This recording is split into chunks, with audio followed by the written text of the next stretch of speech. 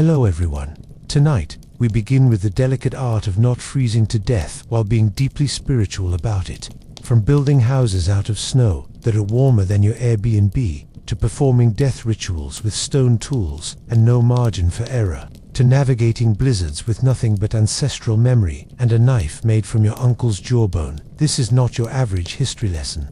It's cold, it's sacred, and it smells a lot like fermented walrus. So, hey, if this kind of strangely poetic anthropology is your thing, take a second to like the video and subscribe. Not because an algorithm told you to, but because you're weird enough to enjoy this, and I respect that. And tell me in the comments, where are you watching from, and what time is it? Let's map this little Arctic tale across the whole world. Now, dim the lights, maybe brew something warm and ignore your phone for a while. Let your room go quiet, just enough to hear the snow falling in a story that started long before you were born. Let's begin.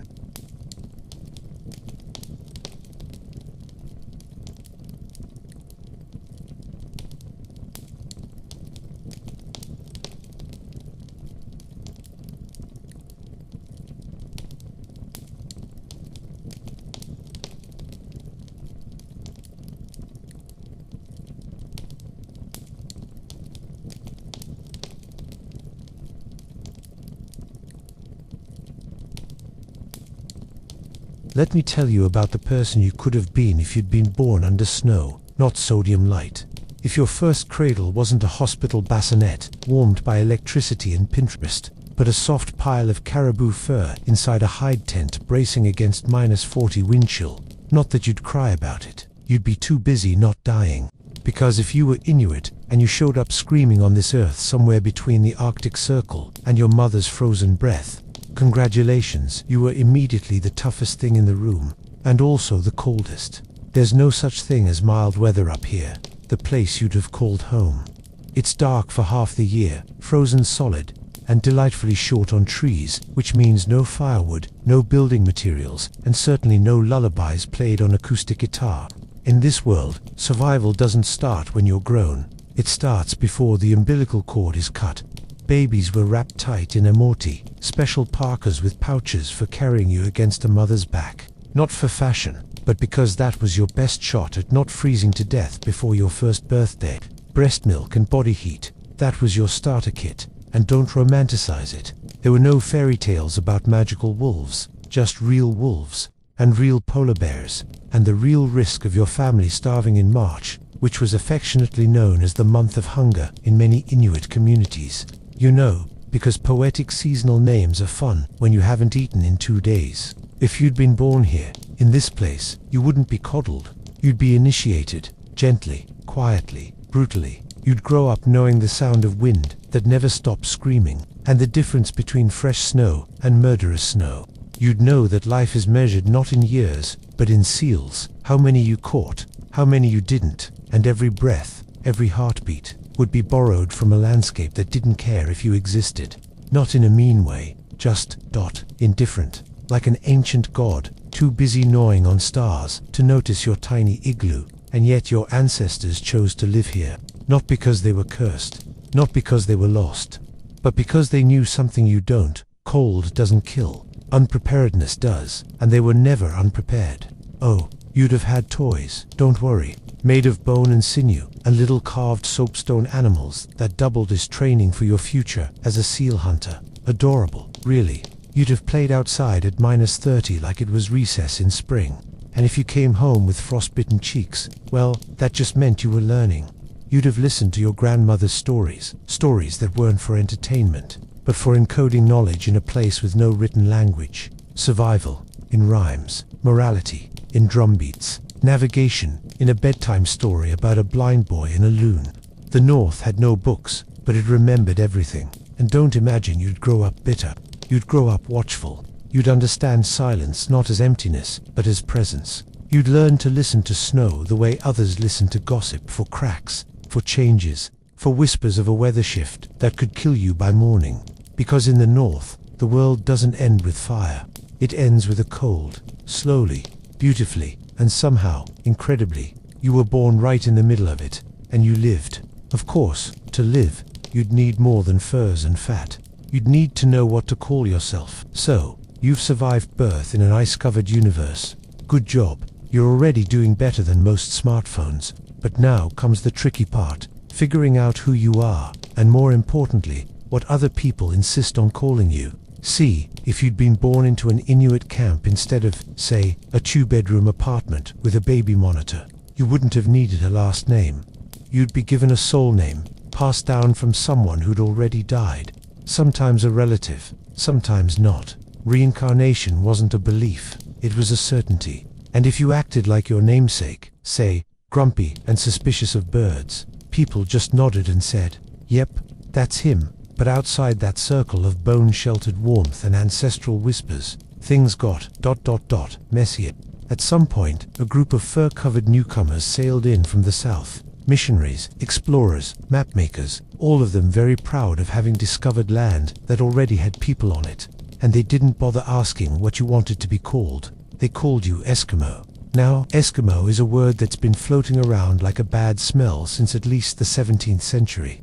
It probably comes from an Algonquian word, meaning eaters of raw meat, which, sure, is technically accurate, but also wildly reductive. Like calling Italians noodle hoarders. Some say the term meant snowshoe netters. Either way, it wasn't yours. It was assigned, like a bad haircut or an unwanted nickname. You never asked to be the mascot of cold weather cliches, but there you were, on cartoons, soup cans, and children's books. Reduced to a happy snowman with a hood and a fishing rod. You became the face of the Arctic, even as your real name, Inuit, meaning the people was ignored, mispronounced, or rewritten. But here's the uncomfortable truth. Inuit doesn't cover everyone either. Not all Arctic indigenous peoples call themselves Inuit. The Yupik of Alaska, for instance, have their own language, their own traditions, their own hard-earned scars. Same with the Inupiat, the Inuvialut, the Siberian Yupik. Different regions, different dialects, different names for seal, fat, and wind that smells like storm. But colonial maps love simplicity. They took all of that, the linguistic beauty, the ancestral complexity, and slapped on a single word. Because naming things is the first step in owning them, isn't it? Of course, the irony is almost poetic. The same culture that had dozens of words for snow, depending on texture, temperature, and danger level, was reduced to a single, clumsy label by people who couldn't tell a snowdrift from a snowbank. So no, you wouldn't have called yourself Eskimo, not unless you were trying to be polite to a confused anthropologist. You'd call yourself Inuit if you were from the eastern Arctic, or Yupik if you came from western Alaska, or Kalalit if your ancestors hunted in Greenland. You'd know the difference. And you'd raise your eyebrows when someone didn't, because identity isn't a box. It's a place, a tongue, a way of breathing cold air like it's a birthright. And speaking of tongues, let's talk about how you'd describe the world. If you'd grown up speaking Inuktitut, a language made to survive the silence, if you had been born where the wind howls like it's got opinions, where the sun disappears for months and then returns like an old drunk friend who overstays his welcome, you wouldn't just survive, you'd thrive. Because that's what your ancestors did, not by dominating the land, by cooperating with its indifference. Let me put it plainly. If you were Inuit, you descended from people who looked death in the face and said, "Move, I'm busy." Everything in your environment wanted you gone. The cold, the dark, the polar bears, the weeks without food, the months without light. And yet there you were, slicing through the ocean on a kayak made of stretched sealskin and driftwood, because building boats from trees is a luxury for people with trees. Imagine that. No forests, no hardware store. Just bone, snow, and an absurd level of competence. You wouldn't wear layers from the mall. You'd wear caribou, because caribou fur has hollow hairs, nature's thermal insulation. It's like wearing a cloud made of survival. Your boots, sealskin, waterproofed, with blubber and patience, and no zippers, just genius. When it snowed, which was always, you didn't hide indoors and order takeout. You built an igloo, not some sad snow fort like suburban kids make after a storm. No, this was architecture. Cut blocks, curved domes, spiral entrances to trap heat, interior ventilation for the oil lamp, cozy, quiet, warmer inside than most downtown apartments, with broken radiators. And when the hunger came, because it always did, you didn't complain. You moved. You watched the wind. You read the snow like a newspaper. You listened for the breathing hole of a seal under a meter of ice. and then stood still for hours, harpoon poised, while Frost whispered theories about your mental stability. Fishing, not with rods, with weighted lures shaped like fish, pulled in rhythmic, hypnotic pulses that mimicked prey. Caribou, tracked for days, across white oblivion, over terrain that shifts while you're walking on it. And it wasn't just physical, it was mental. The cold didn't just numb your fingers, it tried to steal your thoughts, make you careless, drowsy, dumb. So you learned to calculate calories like a scientist, ration food like a strategist, and listen to ice creaking beneath your feet like it was a language, because it was. Oh, and don't forget the dogs. You had sled dogs, not pets, not furry companions who needed vests and organic treats. These were half-wild, howling survival engines, trained to run in blizzards, sniff out prey, and maybe eat you if you died on the trail. Fair's fair. You were never alone. Not truly. You had your community. You had your ancestors. You had the constant, low-key presence of things that could kill you. But here's the beautiful twist. The Arctic didn't make you afraid. It made you precise. You became a creature of calculation, ritual, and skill. Every step is a decision. Every breath is a lesson. And every meal, every bite of fermented walrus or frozen char, a triumph against a world that had no margin for error.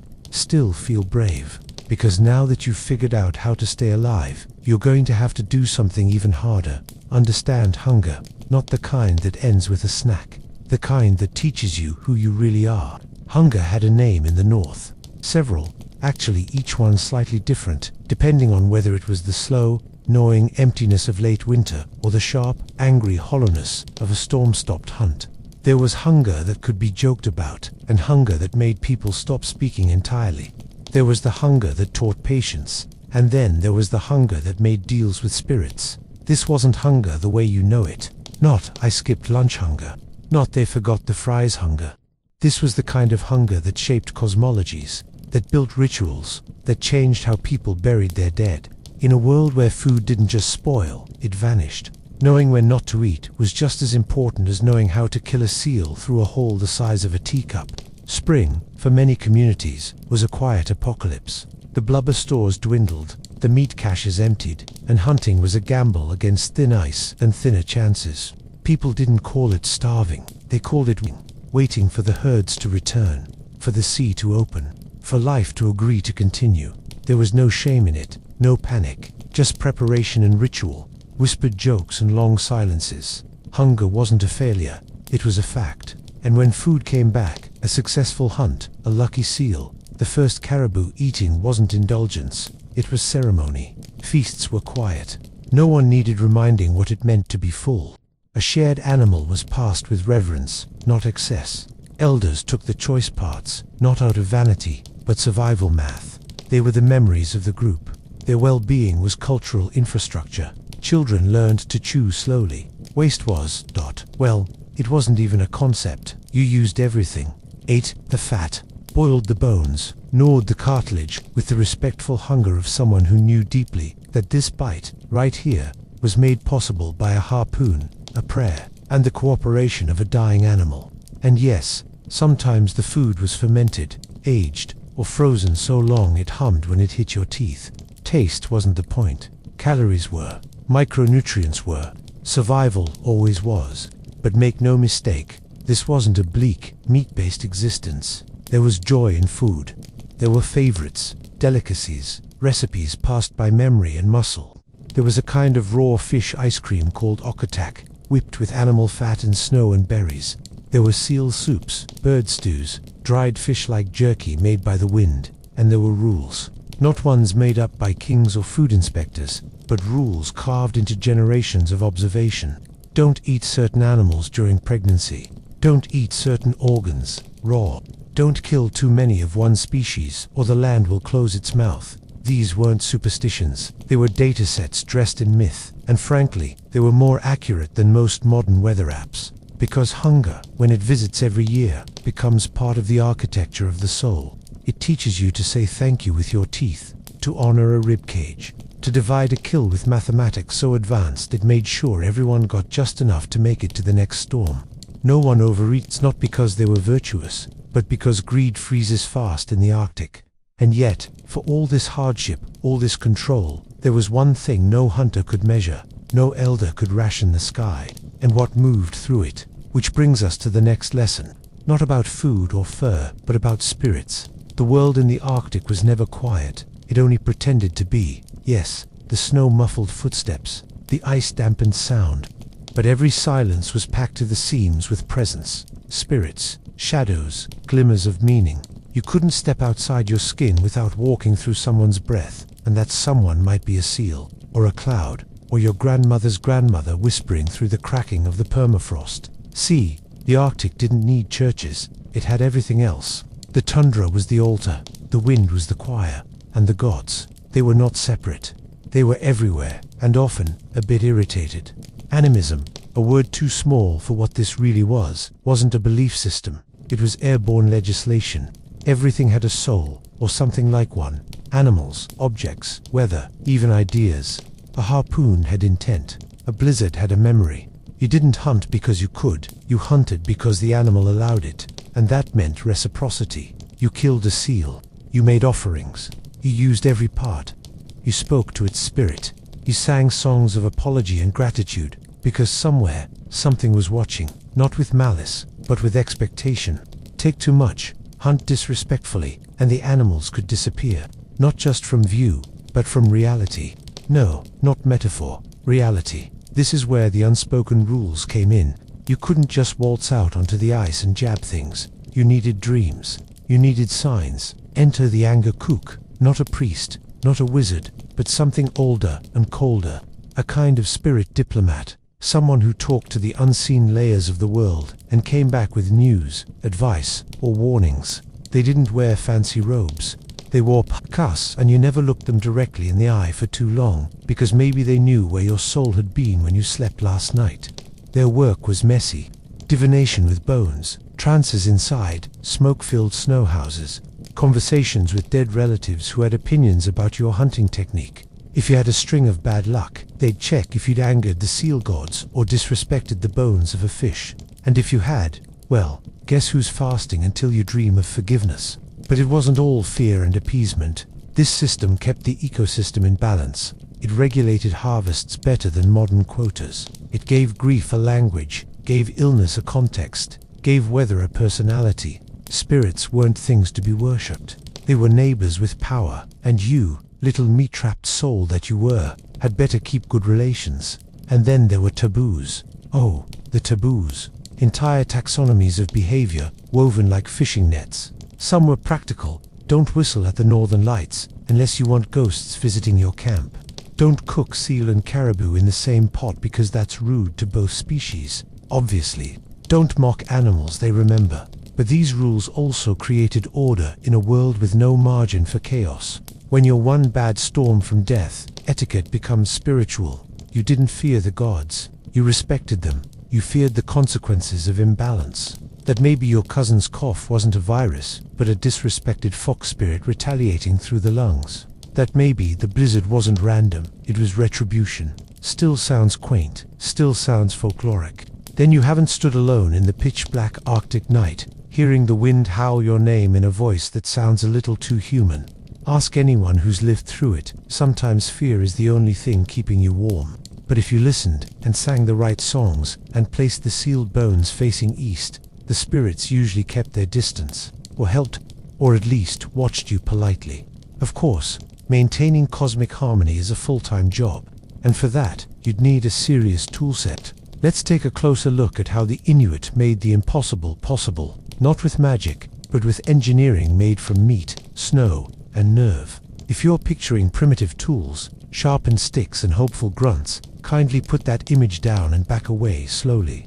What you're about to hear is less Stone Age and more Ice Age NASA, because the Arctic didn't offer much, but it offered enough if you were clever enough to read its manual written in bone and wind. Let's start with the basics. Metal, didn't have it. Wood, barely. Trees didn't exactly grow in a place where the soil was permanently locked shut. So, instead of whining about it like modern humans facing a Wi-Fi outage, Inuit ingenuity looked around at the carcasses and said, "Fine, we'll make civilization out of you." Bones became beams. Sinew became strong. Seal intestines translucent, waterproof, and disturbingly durable. were stitched into anoraks that breathed better than your overpriced Gore-Tex. Tools were so perfectly adapted to their environments, they made Swiss Army knives look like awkward toddlers. Take the Allwhack, a women's knife shaped like a crescent moon, forged from whatever edge-worthy material could be found: slate, copper, bone, later steel. It was used for everything from skinning seals to slicing snow blocks to scraping hides, and somehow managed to embody both domesticity and lethal grace. A household object and an heirloom, like a spatula that could also open a portal. Now, for the hunters, the harpoon. Not a clumsy stick, a multi-part engineering masterpiece designed to pierce flesh, detach, and stay inside the animal without snapping or slipping. It had moving parts, toggling tips, float-attaching lines, counterweights, all crafted without screws, glue, or formal schematics. Just generational genius and necessity. And because the environment wasn't dangerous enough, they invented bowler-weighted cords thrown to tangle the wings of birds. Try catching a flying goose with a rope. Now do it in -40 degrees Celsius with mittens made of rabbit fur and the unsettling feeling that your dinner is smarter than you. Transportation. Enter the kayak. Yes, that's where kayak comes from. A watercraft so precise and silent that seals didn't hear you coming until it was too late. Custom fitted to each hunter's body, because of course it was. The kayak was stitched watertight with a gut and balanced like a bone violin. It could flip, right itself, maneuver through ice, slush, and never made noise. Unlike modern paddleboards, it didn't come with a Bluetooth speaker or a collision alert, just the quiet understanding that any splash might be your last. And for land travel, there was the Commutique, a sled designed to not dig into the snow. Its runners, often frozen fish. Let that sink in. While the rest of humanity was discovering wheelbarrows, the Inuit were strapping dead salmon to sleds and using them to glide over powder like the ghosts of engineers. Oh, and their dogs. Not fluffy pets, survival partners, treated with equal parts love and calculated risk. If you died, they'd eat you. No hard feelings. Shelters weren't slapped together either. The infamous igloo made of snow, the very thing that once you dead, was architecturally curved to trap heat and deflect wind. They weren't one-size-fits-all. There were party igloos, family igloos, traveling igloos, and when summer came, Tupix tents made from animal skins, propped with driftwood and bone. Even the snow goggles were ahead of their time. Thin strips of bone with slits carved into them, sun protection, UV filters, stylish, in an apocalypse survivor kind of way. Prevented snow blindness, which, fun fact, isn't poetic. It's literally when the sun fries your eyeballs through snow reflection. But what made all of this miraculous wasn't just the function, it was the philosophy. Nothing was wasted, and nothing was done without intention. Each item had stories, owners, names. Your tools aged with you. They held your handprints, your history. Some were buried with you. Others were passed on, and they worked always because failure, unlike modern inconvenience, had teeth.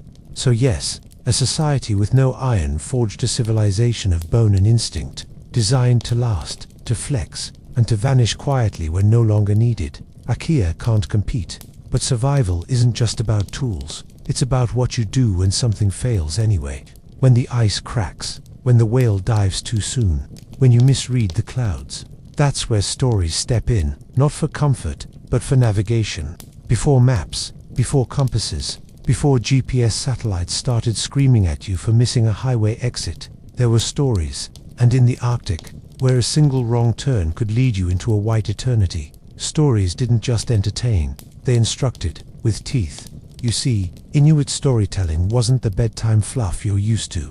There were no fairy godmothers, no tidy morals, no, and they lived happily ever after because, frankly, the odds weren't great. Instead, stories came with blood trails, icy warnings, and spirits that punished arrogance the way frost punishes bare fingers. These myths were geographical survival guides, moral boundary lines, and emergency preparedness manuals, wrapped in characters you wouldn't want to meet in a dark igloo, or a lit one.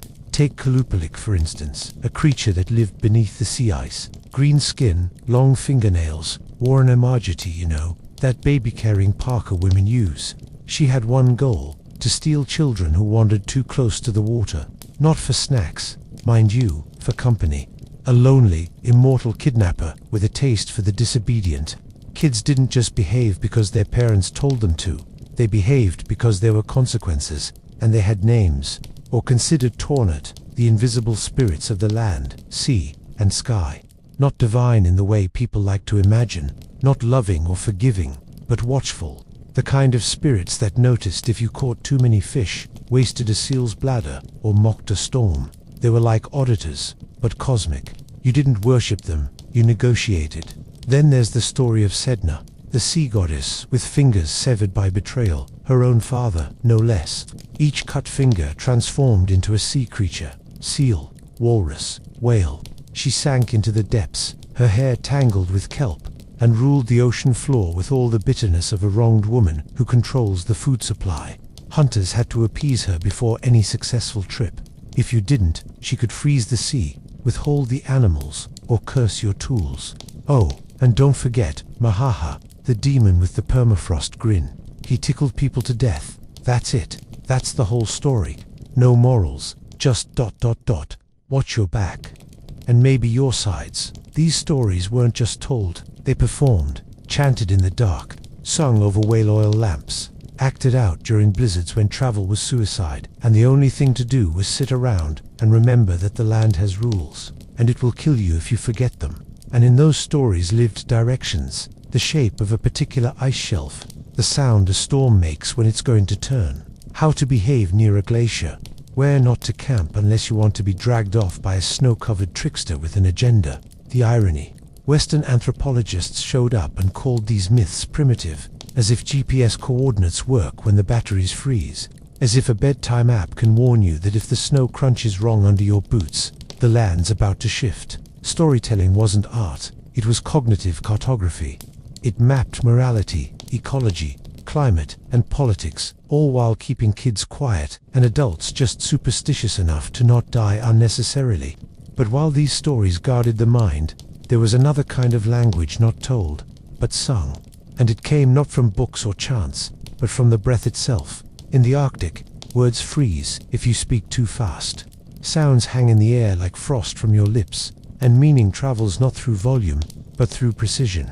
Language here wasn't just spoken, it was carved from breath, shaped by silence, and loaded with 3,000 ways to say snow without actually saying snow. Let's begin with the language itself. Inuktitut, or one of its many siblings across the Inuit world. It's not quaint, it's not poetic, it's mechanically efficient, a modular, agglutinative masterpiece where one word can stretch into an entire situation. You didn't say, "I'm going to check if the ice is safe to hunt today after the snowstorm that happened last night." You just said something like, "Can," and everyone nodded because they knew exactly what you meant. And also, they were tired. It's a system that doesn't waste breath. And breath matters when it's 40 below zero and your lungs are negotiating terms. Every word in Inuktitut is a tool. Nouns are often verbs in disguise. Knife isn't a thing, it's a cutting being. Snow isn't white stuff. It's categorized by how it behaves, how it's shaped, what it's doing to your day, and whether it's plotting against your sled. English, with its sad little slush and flurries, never stood a chance. And then, as if that wasn't enough elegance, came the music. Not harps, not pianos, just throats. Specifically, Katajek, Inuit, throat singing, practiced primarily by women. It isn't music in the Western sense. It's ritual, competition, conversation, and occasionally combat, disguised as rhythm. Picture two women standing face to face, locked in eye contact. Their breathing sinks. Then, without warning, one exhales, a sound, a pulse, a growl, a flicker of wind. The other answers, not harmonizing, mirroring. They loop, echo, push each other until one breaks, either by laughter or by faltering breath. It's hypnotic, primal, impossibly complex, performed without instruments, just lungs and larynxes trained to resonate in chambers designed by frostbite and patience. Each duet isn't just a song, it's ancestral Wi-Fi. It transmits grief, joy, weather updates, childbirth memories, and the subtle tension of two matriarchs pretending they're just singing when they're actually arguing about whose son is the better hunter. And the beat, often based on life, the sound of paddling a kayak, of sewing a parka, of butchering a seal. Daily rhythms turned into percussive breath, transformed into memory. But this isn't just music or language, it's retention. a way to keep the past intact without writing it down. Inuktitut wasn't originally written, it lived in the air, passed orally, adapted across generations, changed just enough to reflect the shifting snowdrifts of time. So when missionaries and colonizers tried to ban throat singing and silence the language in boarding schools, it wasn't just cultural genocide, it was lobotomizing a people's memory, taking away not just what they said, but how they remembered to survive. Yet somehow, it lived, quietly, in backruins, on tundra walks, in whispered lullabies, and then, like an old seal resurfacing, it rose again in schools, festivals, digital recordings. Indigenous youth now post Katajak duets on TikTok. They remix throat songs with EDM. They translate poetry into Inuktitut with the same verbs their ancestors used to describe a blizzard coming from the east with a mean attitude. Because language in the Arctic isn't static, it shifts, just like the ice. But it never forgets where it came from, and it carried more than just information. It carried the community. Because now that we've learned how to speak, how to sing, how to build, how to hunt, and how to not get tickled to death by a frost demon, we have to figure out how to live together. There's a lot of talk these days about community, usually accompanied by artisanal bread and soft lighting. But up here, in the white expanse, where your nearest neighbor might be a polar bear with poor social skills, community wasn't aesthetic. It was a strategy. It was warm. It was survival with a shared chore list and zero tolerance for freeloaders. No one lived alone. That's not poetic. It's mathematical. A single human body doesn't generate enough heat, momentum, or decision-making power to survive Arctic absurdity, but a dozen people. Now that's a portable ecosystem. Think of it as socialism with harpoons. Let's talk family, but not the nuclear model that collapses under the weight of 2 toddlers and a mortgage. Inuit kinship was flexible, webbed, and occasionally mystical. Adoption wasn't just common, it was expected. If a couple couldn't raise a child, someone else did. No court papers, no social worker, just a shared understanding that raising kids was a communal investment, like building a house or slapping together an igloo before the wind could change its mind. And those kids, they didn't just call adults by their names.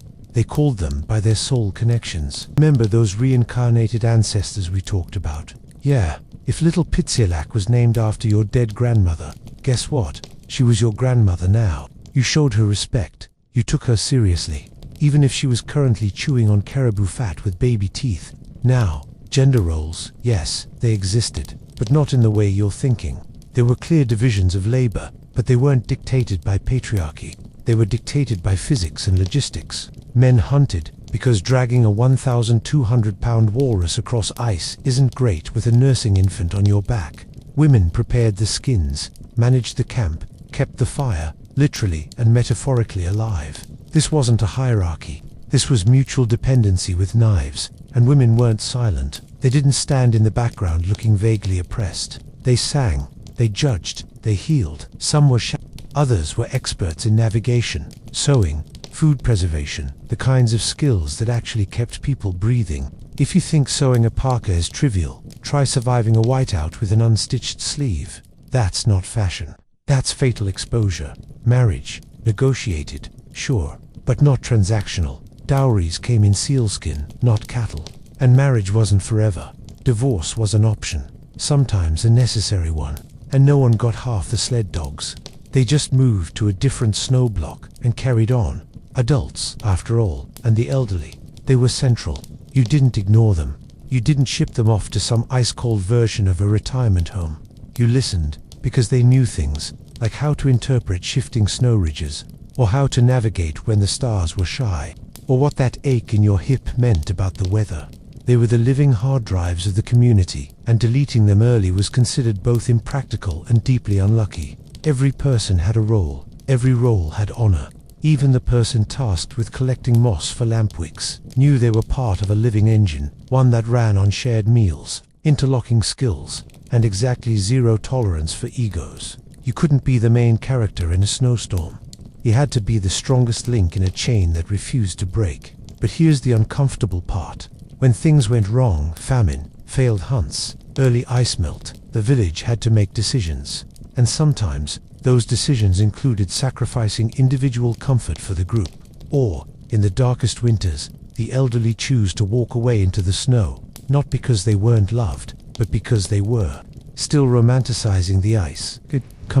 Because it's about getting spiritual. Every land has its whispers. The Arctic hums. It doesn't scream, doesn't moan. That's for places with trees and thunderstorms and warm, wet ghosts. No, the Arctic holds its breath. And if you know how to listen, really listen, you'll hear what the ice is trying to forget. That's where the Angakok comes in, the shaman, not a fortune teller, not a robe-wearing, crystal-waving Instagram mystic. This was a position, not a hobby.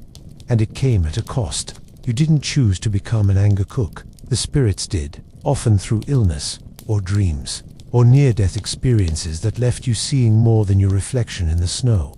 Let's be clear, if you were chosen, it usually meant your life was about to become significantly more complicated. Training wasn't done in a temple. There were no ceremonies with incense and candles. No, you were mentored in caves, in snow huts, during blizzards, under the weight of silence so thick it pressed on your skull like wet fur. Your teachers, sometimes elders, sometimes spirits, sometimes your own madness, but once trained, you were the conduit between the visible and the invisible, the people and the animals, the sea and the wind. You negotiated with spirits. You argued with them. You bargained, not in Latin, in breath, because that's how most rituals worked. Breath, voice, rhythm.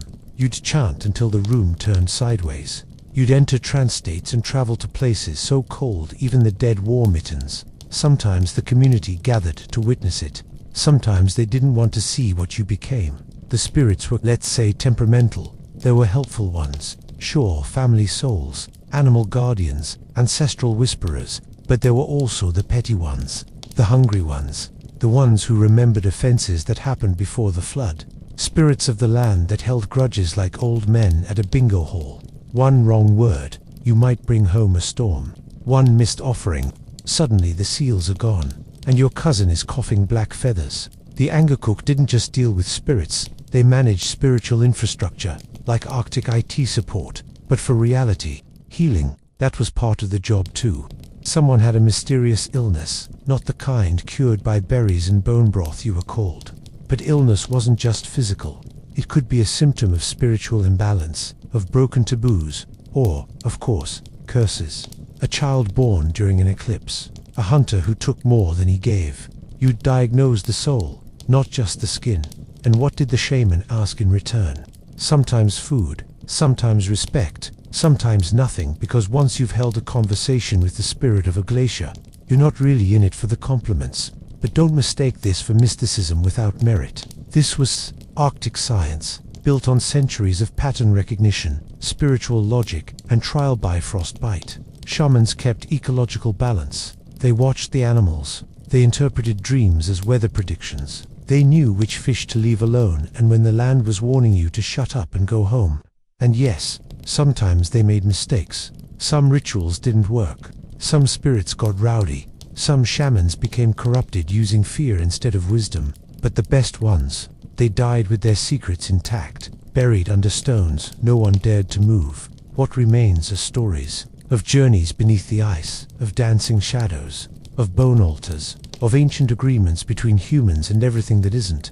And now that we've touched the spirit world, you should know humans weren't always the center of the story. You weren't at the top of the food chain. Not really. Not in the Arctic. Sure, you had spears, maybe a kayak, a decent aim and a better parka. But there was no trophy wall in your snow house. No notion of man versus nature. That would have been laughable. Or suicidal. Because out here, the seal had a soul. And the walrus remembered your face. The Inuit hunted. Yes, of course they did. That's how you stay alive in a place where crops are theoretical and the salad aisle is buried under 7 feet of snow. But hunting wasn't domination. It wasn't conquest. It was negotiation, quiet, reverent, and laced with moral anxiety.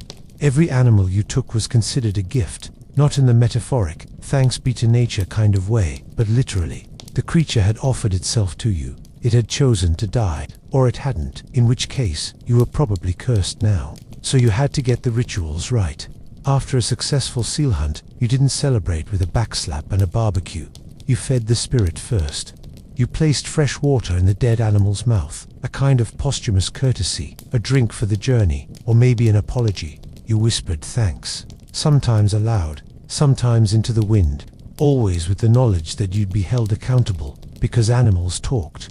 Not in Disney songs, but in omens, dreams, weather, and luck. Kill too many too fast. You might find your harpoon suddenly unlucky, waste a carcass. The sea could close its doors. The animals told the spirits, who told the land, and the land had absolutely no chill about broken agreements. So Inuit hunters followed a moral code, unwritten but deeply internalized. You used everything: meat, fat, skin, bones, sinew, bladder, brain, not out of frugality, but ethics. To leave a single piece behind was to disrespect the soul that had offered itself, and that soul might come back as a more elusive creature next time, or worse, with friends. Even weapons had rules. The tools used to kill needed to be stored, blessed, cleaned. Harpoons weren't just carved, they were crafted with intention, sometimes with symbols etched in that no one explained, but everyone respected. Now, modern folks like to argue whether that's animism or spiritual ecology or some form of proto-environmentalism. Frankly, the labels don't matter. What matters is that the Inuit figured out something long before climate conferences and biodegradable cutlery. There is no such thing as a kill without consequence. The hunter bore a kind of existential guilt, not unlike philosophers in other parts of the world who just sat around thinking about mortality. But here, in the Arctic, that guilt wasn't abstract. It was sewn into mittens and stored in seal oil. It lived in the eyes of every creature you looked at, and in the gaze of your own children, who watched to see whether you honored the life you'd taken. And here's the twist. Sometimes the line between animal and human is blurred. Sometimes people were born with animal souls. Sometimes seals turned into women. Sometimes hunters were tested by creatures in disguise, and if you failed, if you showed arrogance, cruelty, or indifference, you didn't just lose your catch. You lost your luck, your spirit, your place in the balance, because the land watched, the sea listened, and the next time you stepped on the ice, it might not hold. Still feel like hunting's just a skill. There's farm tutable, and then there's ice to intestine. Guess which one we're dealing with? Forget your avocado toast and microgreens. You wouldn't last a morning here if your idea of nourishment comes with garnish. In the Arctic, breakfast wasn't designed for pleasure. It was survival on a plate, assuming you had a plate, or a table, or anything not currently made of frozen walrus. Let's start with the main course, raw meat. Not because it was trendy, not because anyone was doing a prehistoric keto challenge. Raw meat was life, because firewood was a rumor, and cooking was something you did only when you had fuel to burn, literally. Which you didn't, often. So raw it was. Seal, mostly, rich in fat, loaded with vitamins, and suspiciously warm when freshly hunted. You didn't wait for it to cool. You ate it warm, right there on the ice, sharing chunks with the rest of the hunting party, while your breath curled around you like steam from a haunted kettle. A bit of liver for you, a bit of blubber for her, a strip of tendon for the kid. No plates, no forks, just tradition and very clean knives. And then there was muktak, whale skin and blubber, served either raw, pickled, or slightly fermented, depending on the mood of your aunt and the direction of the wind. Crunchy, chewy, and slick with omega-3 south. The texture has been generously described as industrial tire meets cold butter. You didn't eat it for fun.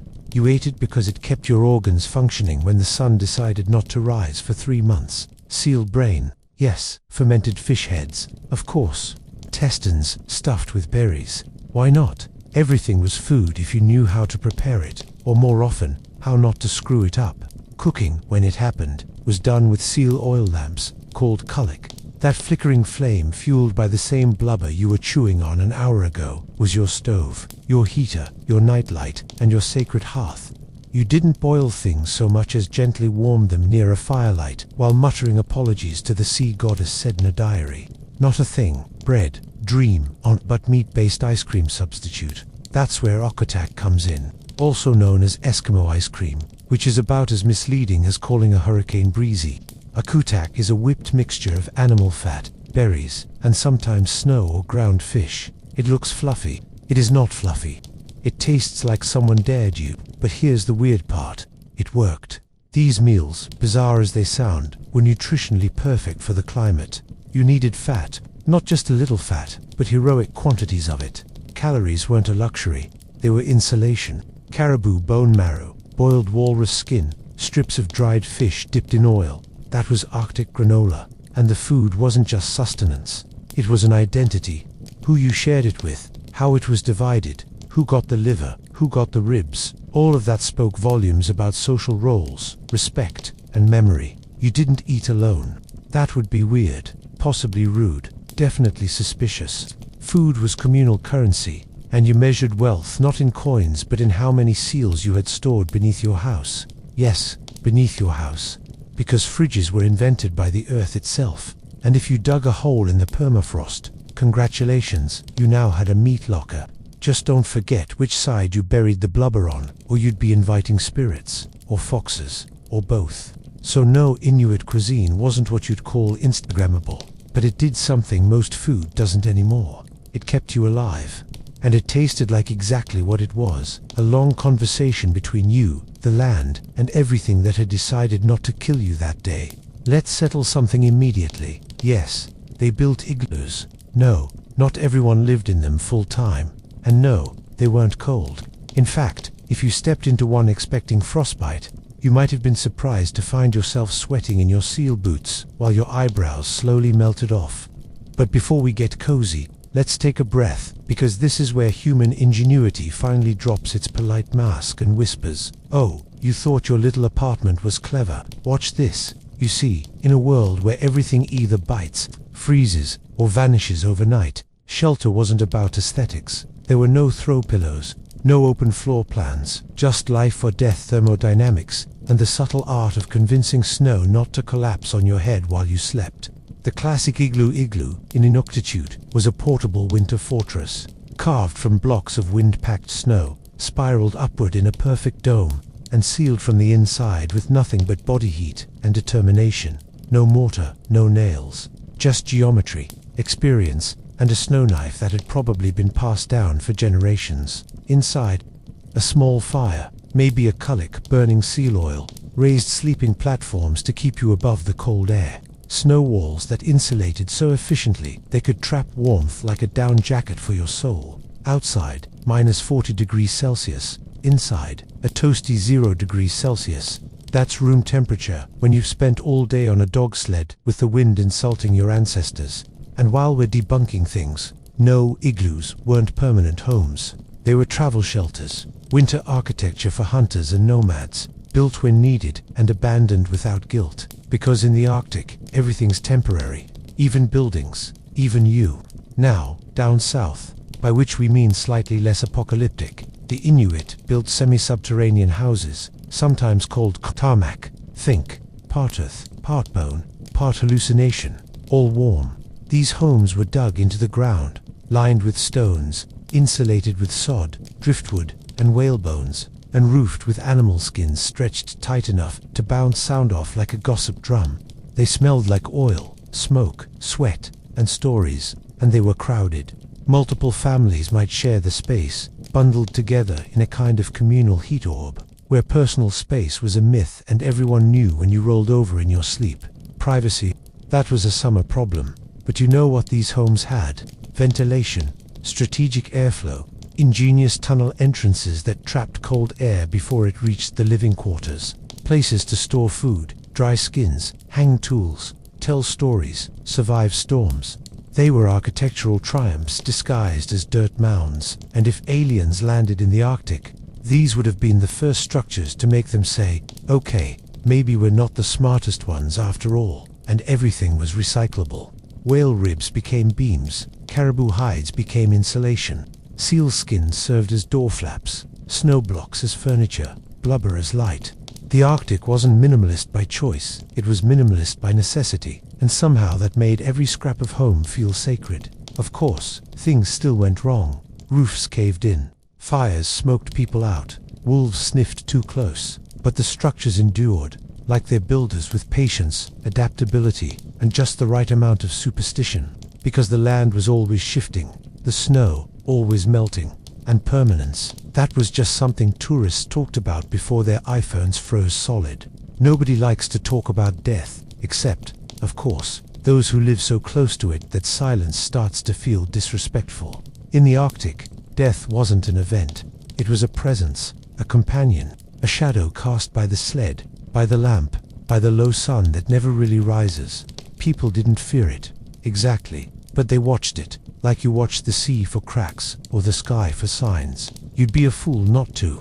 Now, here's the thing. Death in Inuit life wasn't loud. There were no wailing choirs, no pyramids, no marble tombs inscribed with self-congratulatory lies. The rituals were quiet, practical, and deeply intimate.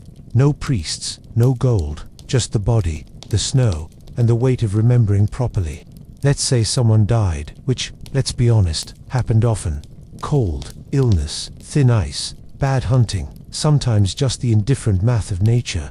The body would be wrapped in animal skins, laid out respectfully, and taken to a place away from the village, where the wind wouldn't bring them back too easily. Sometimes they were placed on the ground, other times on a small platform of stones, never buried deep, because good luck digging a grave when the earth is more iron than soil.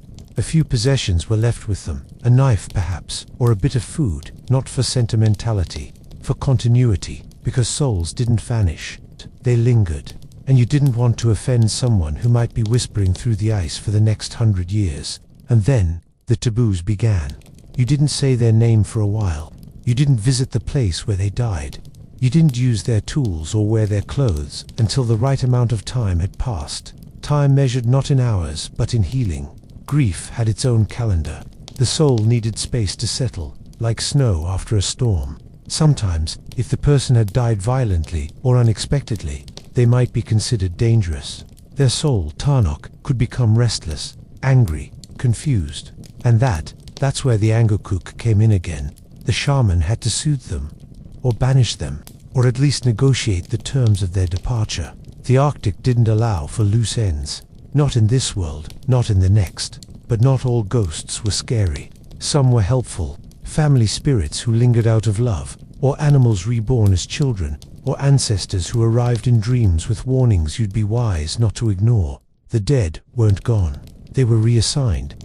And just sometimes, a baby would be born and take the name of someone recently lost, not in memory, in identity. The community would recognize the child as a kind of return. They might even treat them with the deference owed to an elder.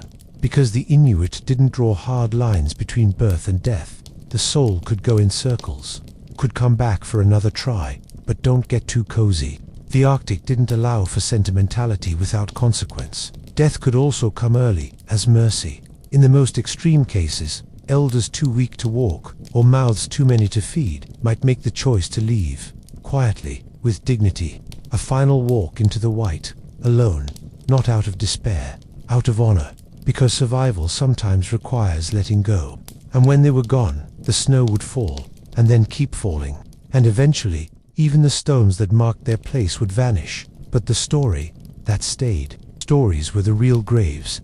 There's a cruel little myth that indigenous cultures fade quietly, that they whisper their last songs, lower their heads politely, and vanish into the footnotes of textbooks written by people who never met them.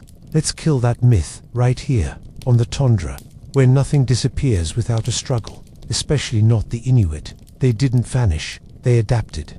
Not in some neat, colonial isn't that inspiring way, but with a gritted teeth defiance, a quiet genius for bending without breaking. Because the moment the whalers arrived with diseases, traders with debt, missionaries with guilt, and bureaucrats with forms, the Arctic didn't just get colder, it got complicated. Residential schools, forced relocations, slaughter of sled dogs, systematic erasure, dressed in bureaucratic uniforms and evangelical smiles. The kind of slow-motion catastrophe that doesn't show up on maps, but steals languages, shatters family lines, and rewrites sacred names into case numbers. And still, they endured. Let's be clear, the Inuit were pushed, humiliated, and culturally mugged by systems designed to strip them of everything except their postal codes. Yet somehow, under all that, they remained Inuit. They carried their memory like seal oil in a lamp, flickering, sacred, and impossible to put out. The language Inuktitut, Inuanaktin, and their kin still lives. Not just in classrooms and signs, but in lullabies, jokes, and legal battles. Kids now text in syllabics. Elders correct weather apps because they read the clouds better than satellites. And across the north, you'll find voices rising in film, art, politics that say, "We were never gone. You just weren't listening." And no, this isn't about frozen nostalgia. The Inuit aren't a museum exhibit. They're modern, brilliant, infuriatingly creative people who can pilot a snowmobile with one hand and scroll TikTok with the other while explaining how to prepare beluga meat in a snowstorm. They're running governments, leading climate research, writing poetry that makes the glaciers jealous. Some are fluent in Silicon Valley and seal hunting, and yes, they're angry.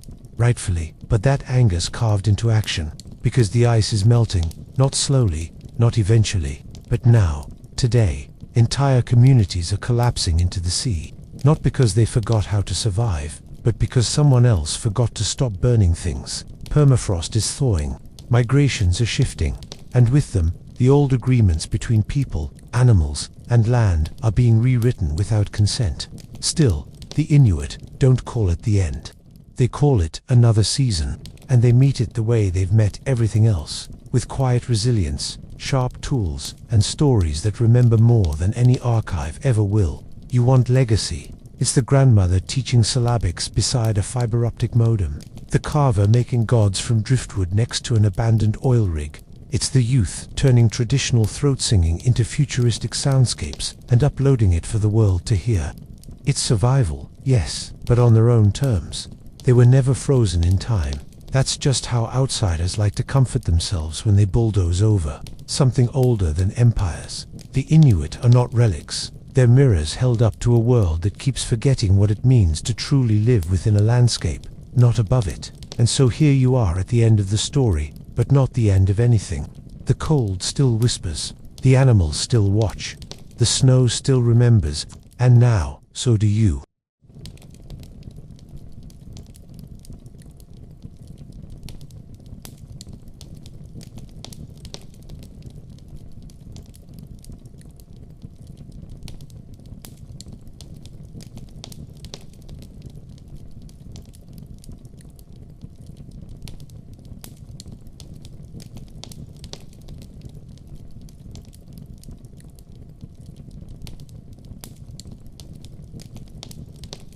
There are no extras in a snowbound world.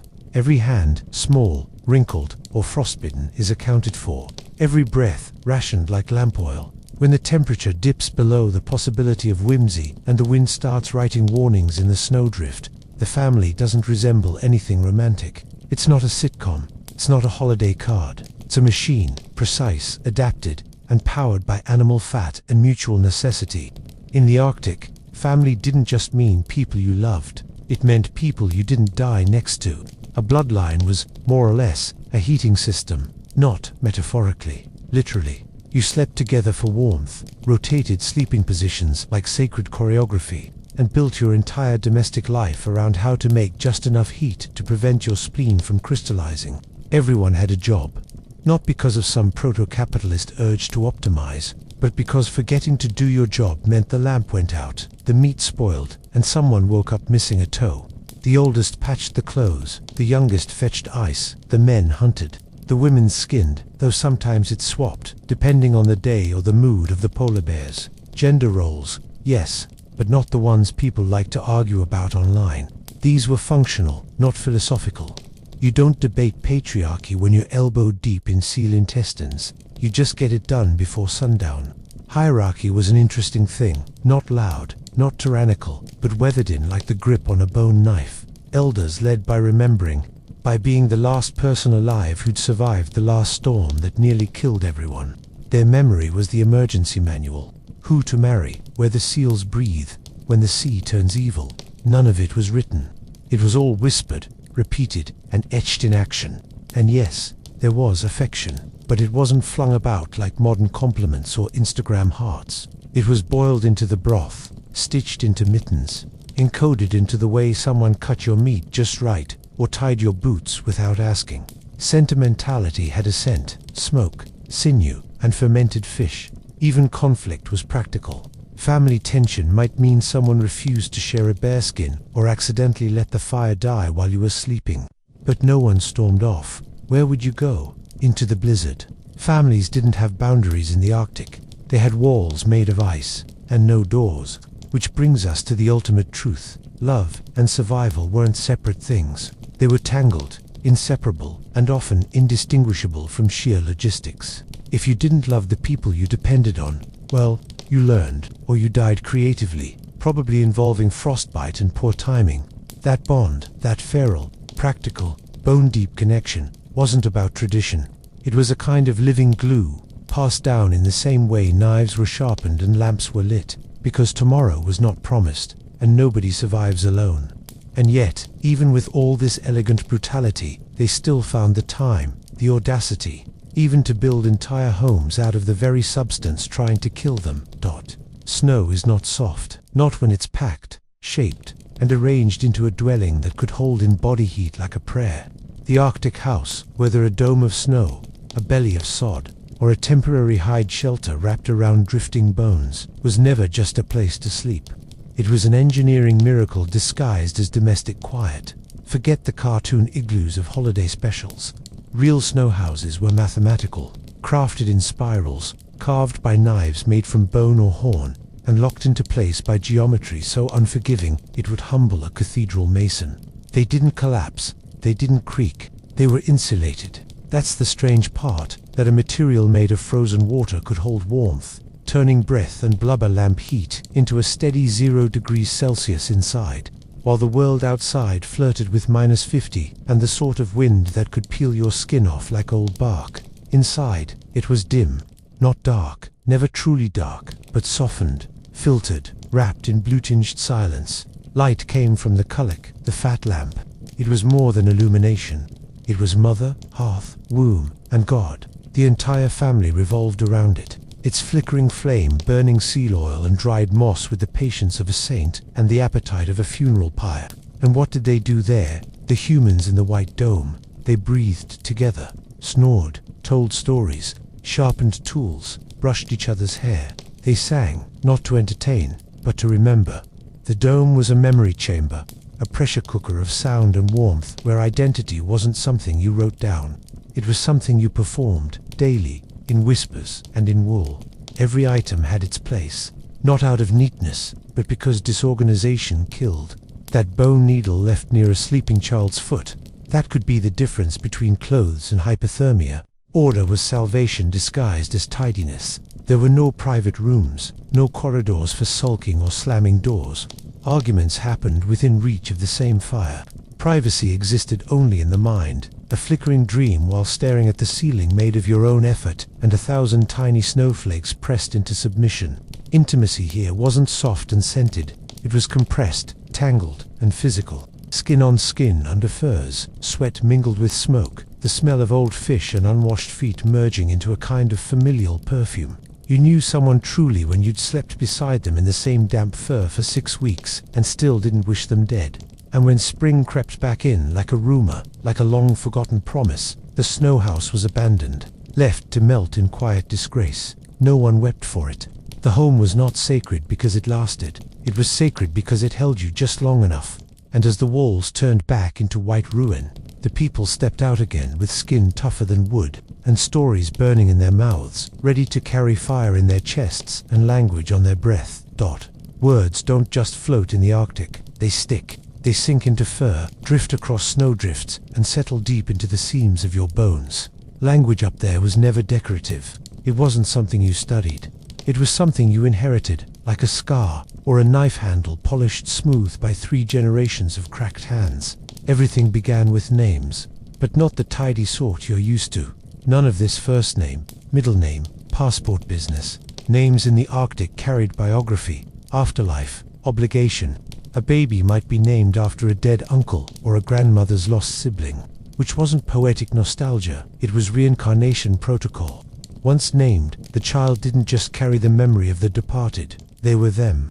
You might find a toddler scolding their own parents, and no one would bat an eye. Of course they are. Amaquack came back, and he was never polite to his daughter the first time around. Spoken language served as a kind of ancestral possession. Words spoken and heard had weight, authority, and often teeth. Vocabulary evolved to wrap around what mattered. Snow in all its treacherous variations, the sound of distant ice cracking, the color of seal blood when the meat was fresh. There were no terms for brunch. There were 24 frostbite. And then there were the stories, the real ones, not bedtime tales with happy endings, but oral equations for how to live without dying stupidly.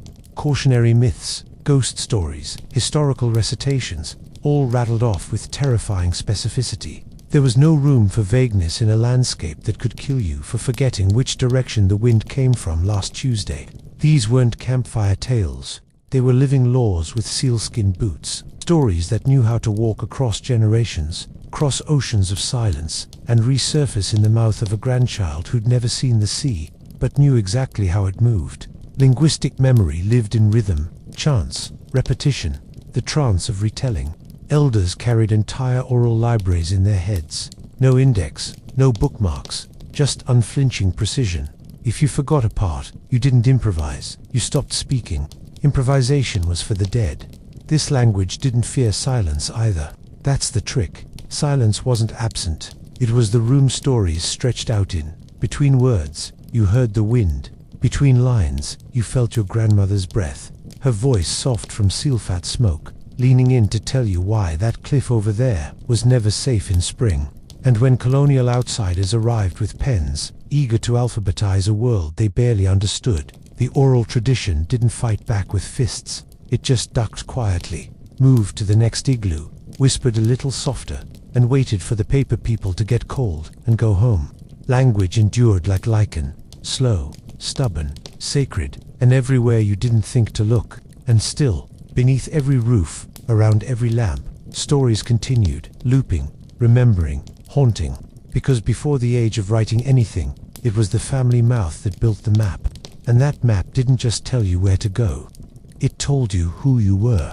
Even as the chores crept back in, disguised as rituals, as fetching water became a sacred act, and scrubbing skins whispered prayer, there was always a story murmuring in the background, anchoring the moment in something older than time itself.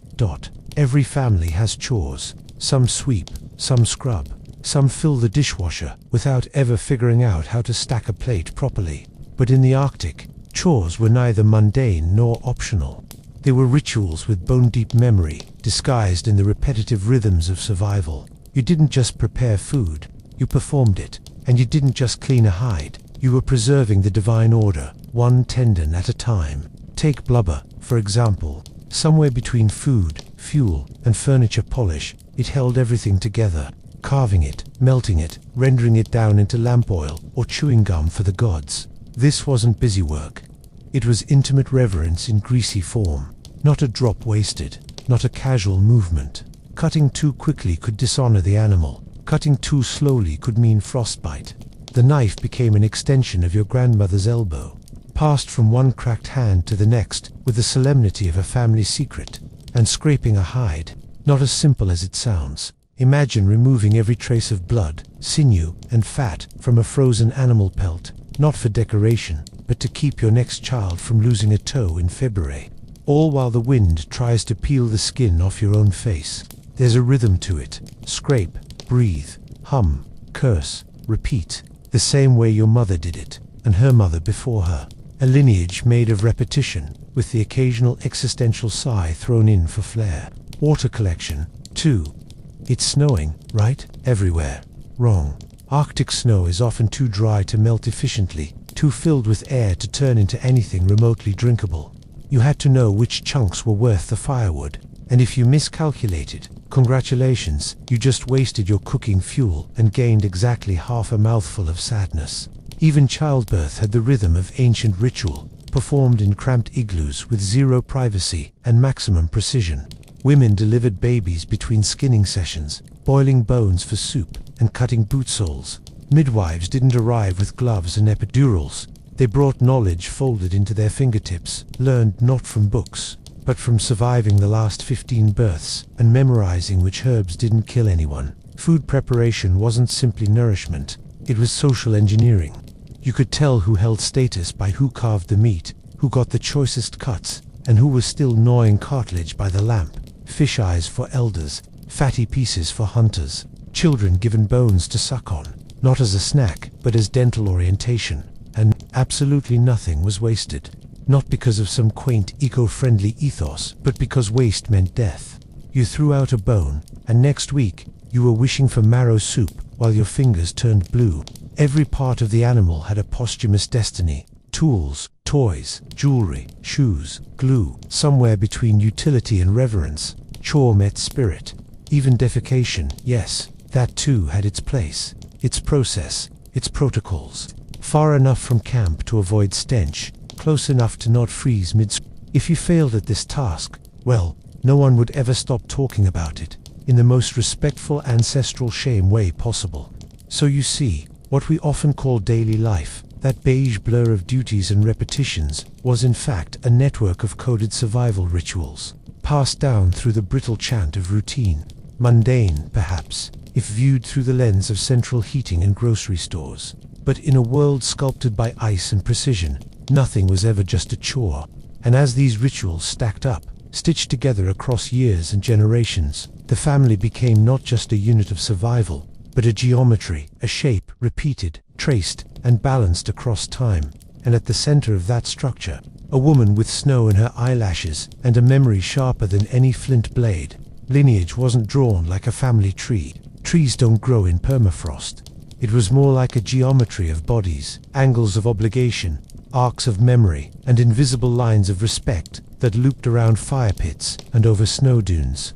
At the heart of it all stood the grandmother, equal parts archivist, disciplinarian, and oracle. Her authority wasn't loud. She didn't need to shout, and if she did, everyone knew they had already failed spectacularly. Her real weapon was memory. She carried the ledger of births, deaths, hunts, storms, betrayals, and the quiet notes of who had dishonored a seal or forgotten to tie their boots correctly before the last blizzard. Her mind was less a diary, more a weaponized encyclopedia. Grandmothers held knowledge the way the land held bones, quietly, invisibly, until someone dug in the right place. Which herbs soothed cramps, which chants kept Sedna pacified, how to cut boots so they didn't shred your ankles, none of it written. All of it curated in the mouth of a woman who had already buried half the people she loved. Respect for her wasn't sentimental, it was pragmatic. If you ignored her, you might survive, briefly, but if you listened, you had a chance to keep your family intact through the season. Every fur stitched, every lamp lit, every pelt scraped clean carried her signature, even if her hands never touched it. And here's the geometry. Kinship lines weren't about DNA, not in the way Western genealogies obsess over charts and surnames. They bent, they shifted.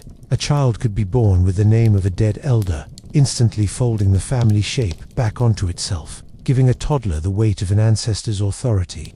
Imagine a 3-year-old scolding his mother, and everyone nodding solemnly because, well, technically, that's her father speaking. Grandmothers navigated these shapes like mathematicians. They kept track of who was spiritually who, which cousin was also a grandfather, which aunt was actually your sister if you counted through the afterlife properly. Confusing, absolutely, but it worked. It preserved continuity in a world where death was constant and forgetting was forbidden. And when disputes arose, and they did, often, over food, over partners, over who had insulted whose ancestor by sneezing during a story, the grandmother stepped in, not as judge, not as tyrant, but as the axis. Her words bent the lines back into balance, at least temporarily. Even silence carried her weight. A raised eyebrow from a grandmother could end an argument faster than starvation.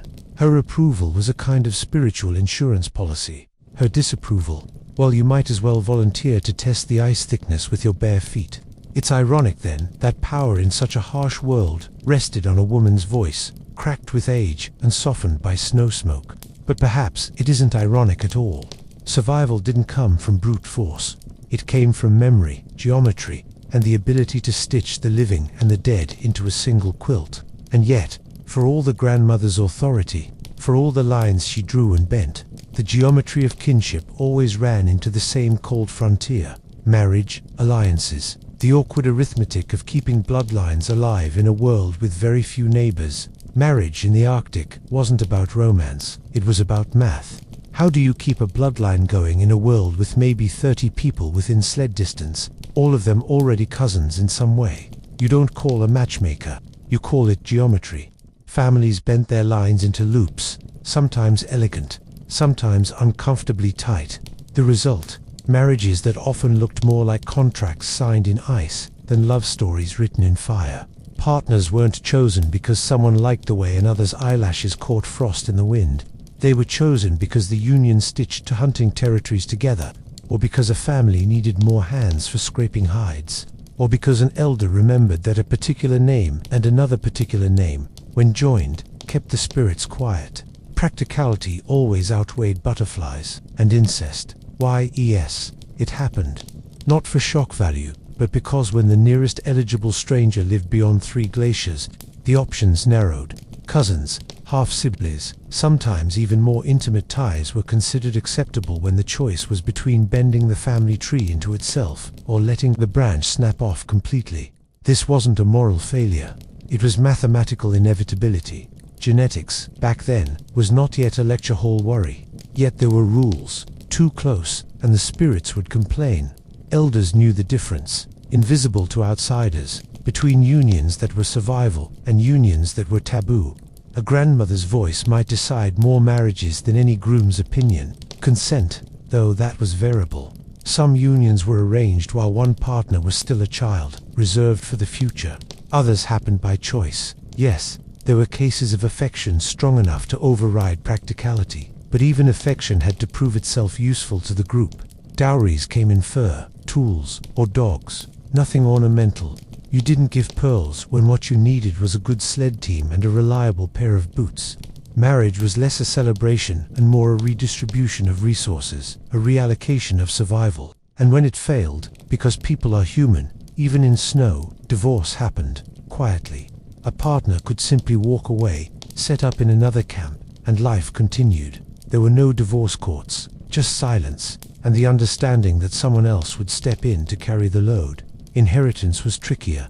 In a world without locked chests or gold, what was passed down wasn't property but knowledge, tools, and names. A knife worn smooth by 3 generations of skinning seals. A song whispered only within one bloodline. A name so heavy with spirits that no child carried it lightly. These were dowries that mattered. These were inheritances that held the future. And when colonial eyes peered in, they often recoiled, too shocked by the closeness of bloodlines, too dismissive of the elegant negotiations underneath. They called it primitive. They called it scandalous. They missed the point, that in a land defined by absence, family alliances were less about choice and more about staying alive in the white silence. Still, for all the seriousness, there was joy. Couples laughed, children were born, affection grew like lichen on stone, slow, stubborn, and always in strange places. And those children, noisy and perpetually hungry, became both blessing and burden, both continuity and labor, both the future and the current source of endless chores. Children in the Arctic were not ornaments. No one gazed misty-eyed at a newborn and whispered about pure innocence. A child was a reincarnation, an extra set of hands in training, and a soul already halfway old. Birth meant a new worker had arrived, not immediately useful of course, but soon enough those tiny fingers would grip sinew threads, hold lamps steady, or drag firewood across snow like miniature beasts of burden. Babies arrived without fuss, often delivered in cramped huts where every adult was multitasking anyway. An elderly woman, sometimes a grandmother, sometimes a practiced midwife, took charge. No white linens, no antiseptic, just bone tools, herbs, and skill carved out of repetition. Once the child was breathing, the family got to work on the most important decision. The names were not labels. They were identities recycled through generations. A child might inherit the name of a dead relative, and with it, their place in the family's spiritual ledger. This wasn't metaphorical. If your name was your grandfather's, you were your grandfather, back again. The respect, the authority, even the quirks, all shifted into you. Imagine toddling around with the responsibility of being an ancestor, scolding your own parents because technically they were your juniors now. Families lived with this contradiction daily, folding past and present into the same warm fur bundle. Childhood itself was short, in the sense that innocence was a luxury. Toddlers were indulged, carried in fur hoods, fed scraps of blubber, sung to in lullabies thick with ancestral memory. But by 5 or 6, expectations solidified. Girls learned to cut skins without wasting. Boys practiced harpoons in miniature, their mistakes corrected not with lectures but with raised eyebrows heavy enough to break bone. Play and training were the same thing, dressed up in laughter, but edged with the knowledge that one day failing to aim right might cost everyone a meal. Children were also insured. Adoption was common, not shameful. A child could pass between households, even between villages, to balance out labor, heal grief, or strengthen bonds. If a mother couldn't raise her child, another woman did. If a family lost an infant, they might adopt another, sometimes renaming them to restore spiritual balance. Blood mattered, yes, but function mattered more. Affection was real, though rarely sentimental. Love was shown in sealskins stitched tighter, in meat cut softer, in stories told again and again around the lamp. A child was treasured not because they were fragile, but because they were continuity, a bridge carrying the family's breath into the next season.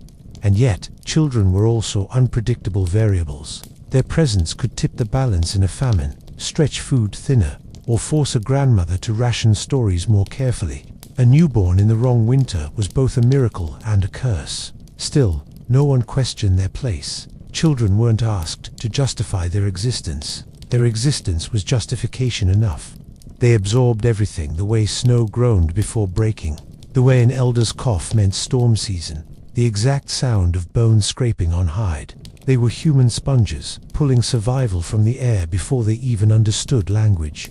And when, inevitably, one of them died, too cold, too hunger, too chance, the silence left behind wasn't just grief. It was a broken thread in the fabric of lineage, a name that had to be folded elsewhere, a spirit redirected. Death was part of family life, not its end, which meant funerals weren't foreign disruptions. They were extensions of the household routine, carried into the snow with the same careful precision as sewing or hunting. Death in the Arctic was not theatrical. No black veils, no parades, no ornate coffins carved to impress descendants. It was quiet, cold, and handled with the same matter-of-fact reverence as butchering a seal or scraping a hide. A body, after all, was still just flesh in a place where flesh rarely went to waste. But unlike animals, human remains carried the risk of lingering. Death wasn't an ending. It was a logistical problem tangled up with spiritual accounting. Burial was rarely a burial. The ground was permafrost, more iron than soil, unwilling to yield to shovels or sentimentality. Instead, the dead were wrapped in skins and laid out on stone platforms or tucked beneath cairns. Sometimes they rested on the very land they had walked, snow drifting over them like a blanket pulled too late.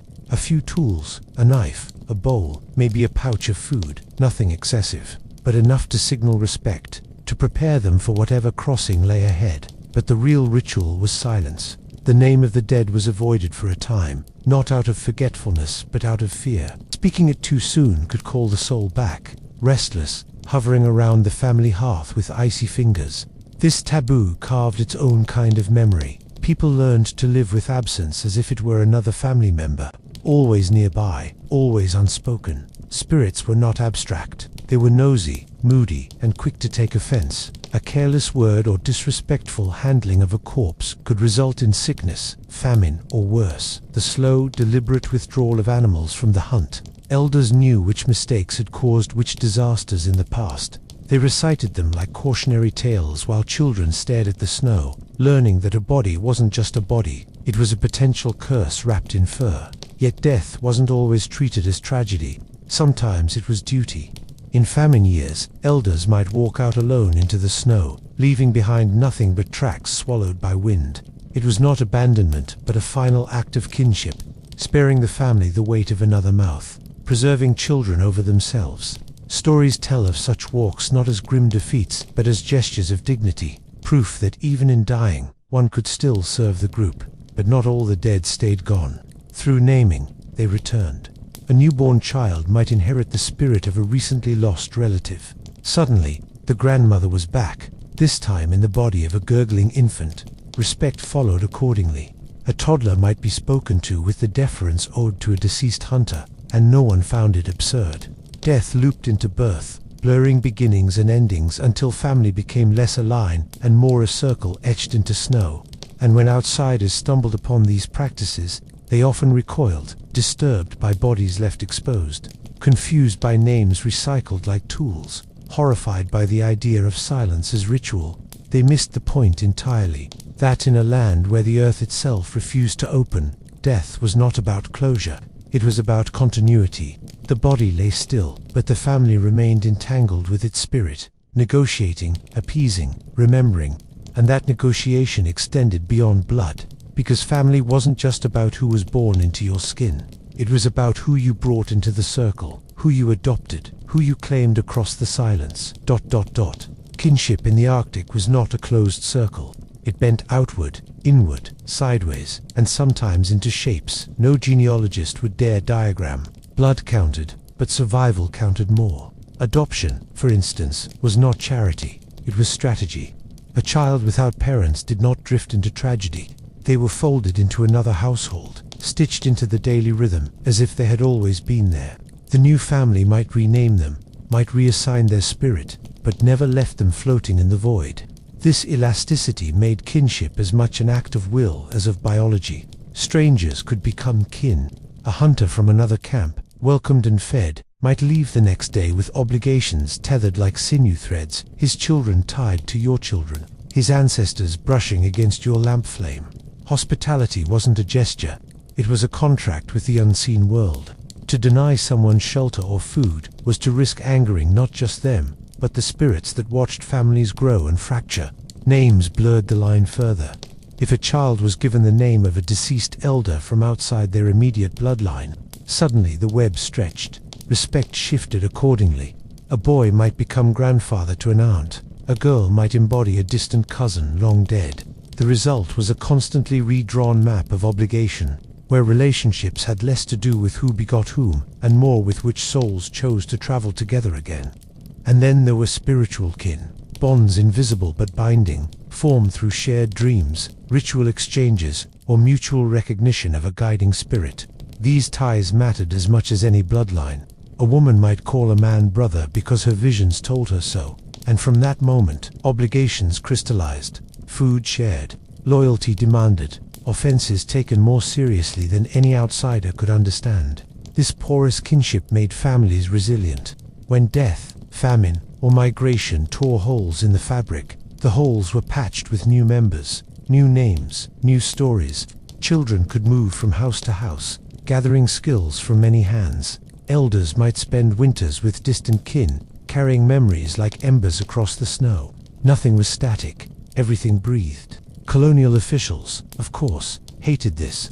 They demanded neat family units, registries, surnames, boxes ticked. They asked, who are the parents of this child? And we answered, everyone. They asked, whose son is he? And were told, his grandfather, who is also my cousin, who was my grandmother before she died. Bureaucracy sputtered, because kinship here refused to be contained by paper. What held the system together was not law, not biology, but recognition. To be seen, named, folded into the circle, that was family. To be forgotten, ignored, or left outside the lamp's reach, that was exile. In the Arctic, exile was worse than death, and yet, even these intricate, flexible webs couldn't shield families from what came next. The deliberate attempts to tear them apart. The missionaries, the schools, the relocations, the great unweaving of silence into bureaucratic noise. The storm that threatened families in the Arctic wasn't always made of snow. Sometimes it arrived wearing wool coats, holding clipboards, and speaking in the language of laws. Colonization didn't march in with swords. It seeped in with policies, relocations, and schools that smelled of disinfectant and foreign hymns. Families, once elastic and self-sufficient, were pulled apart like sinew threads. Children were taken into residential schools, their names stripped, their tongues silenced. The cycle of reincarnated ancestors was interrupted, replaced by baptismal registers that insisted identity could be reduced to a first and last name. Grandmothers, who once carried the weight of memory, were rendered voiceless in the eyes of bureaucrats. Their knowledge, unwritten and untranslatable, was dismissed as superstition. Relocations followed. Entire communities uprooted and dropped into barren places where game was scarce, where the old hunting routes no longer worked, where the spirits of ancestors were absent.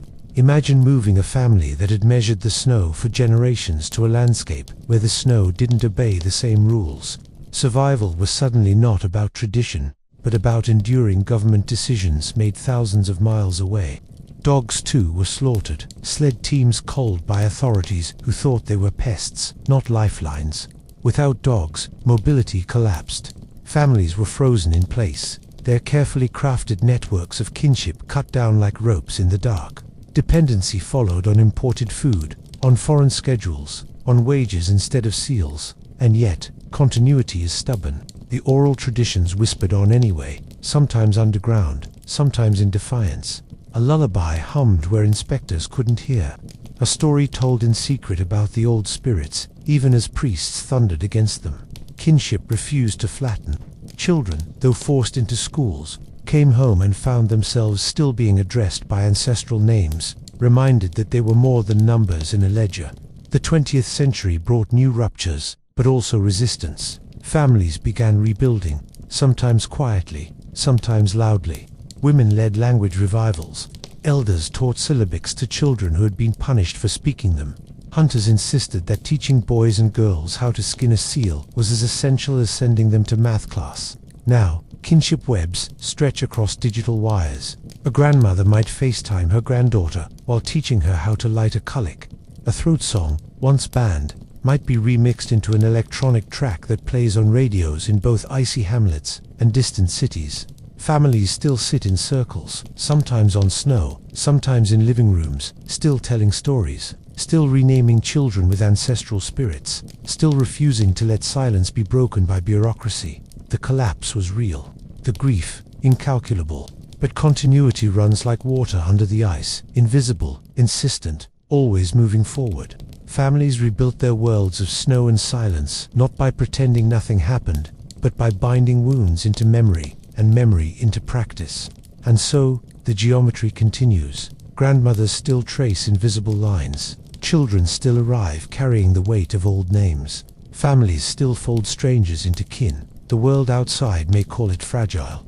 Inside, it is simply how one survives. Snow melts, ice cracks, policies shift. But the family bent, stretched, haunted, rebuilt, endures, always.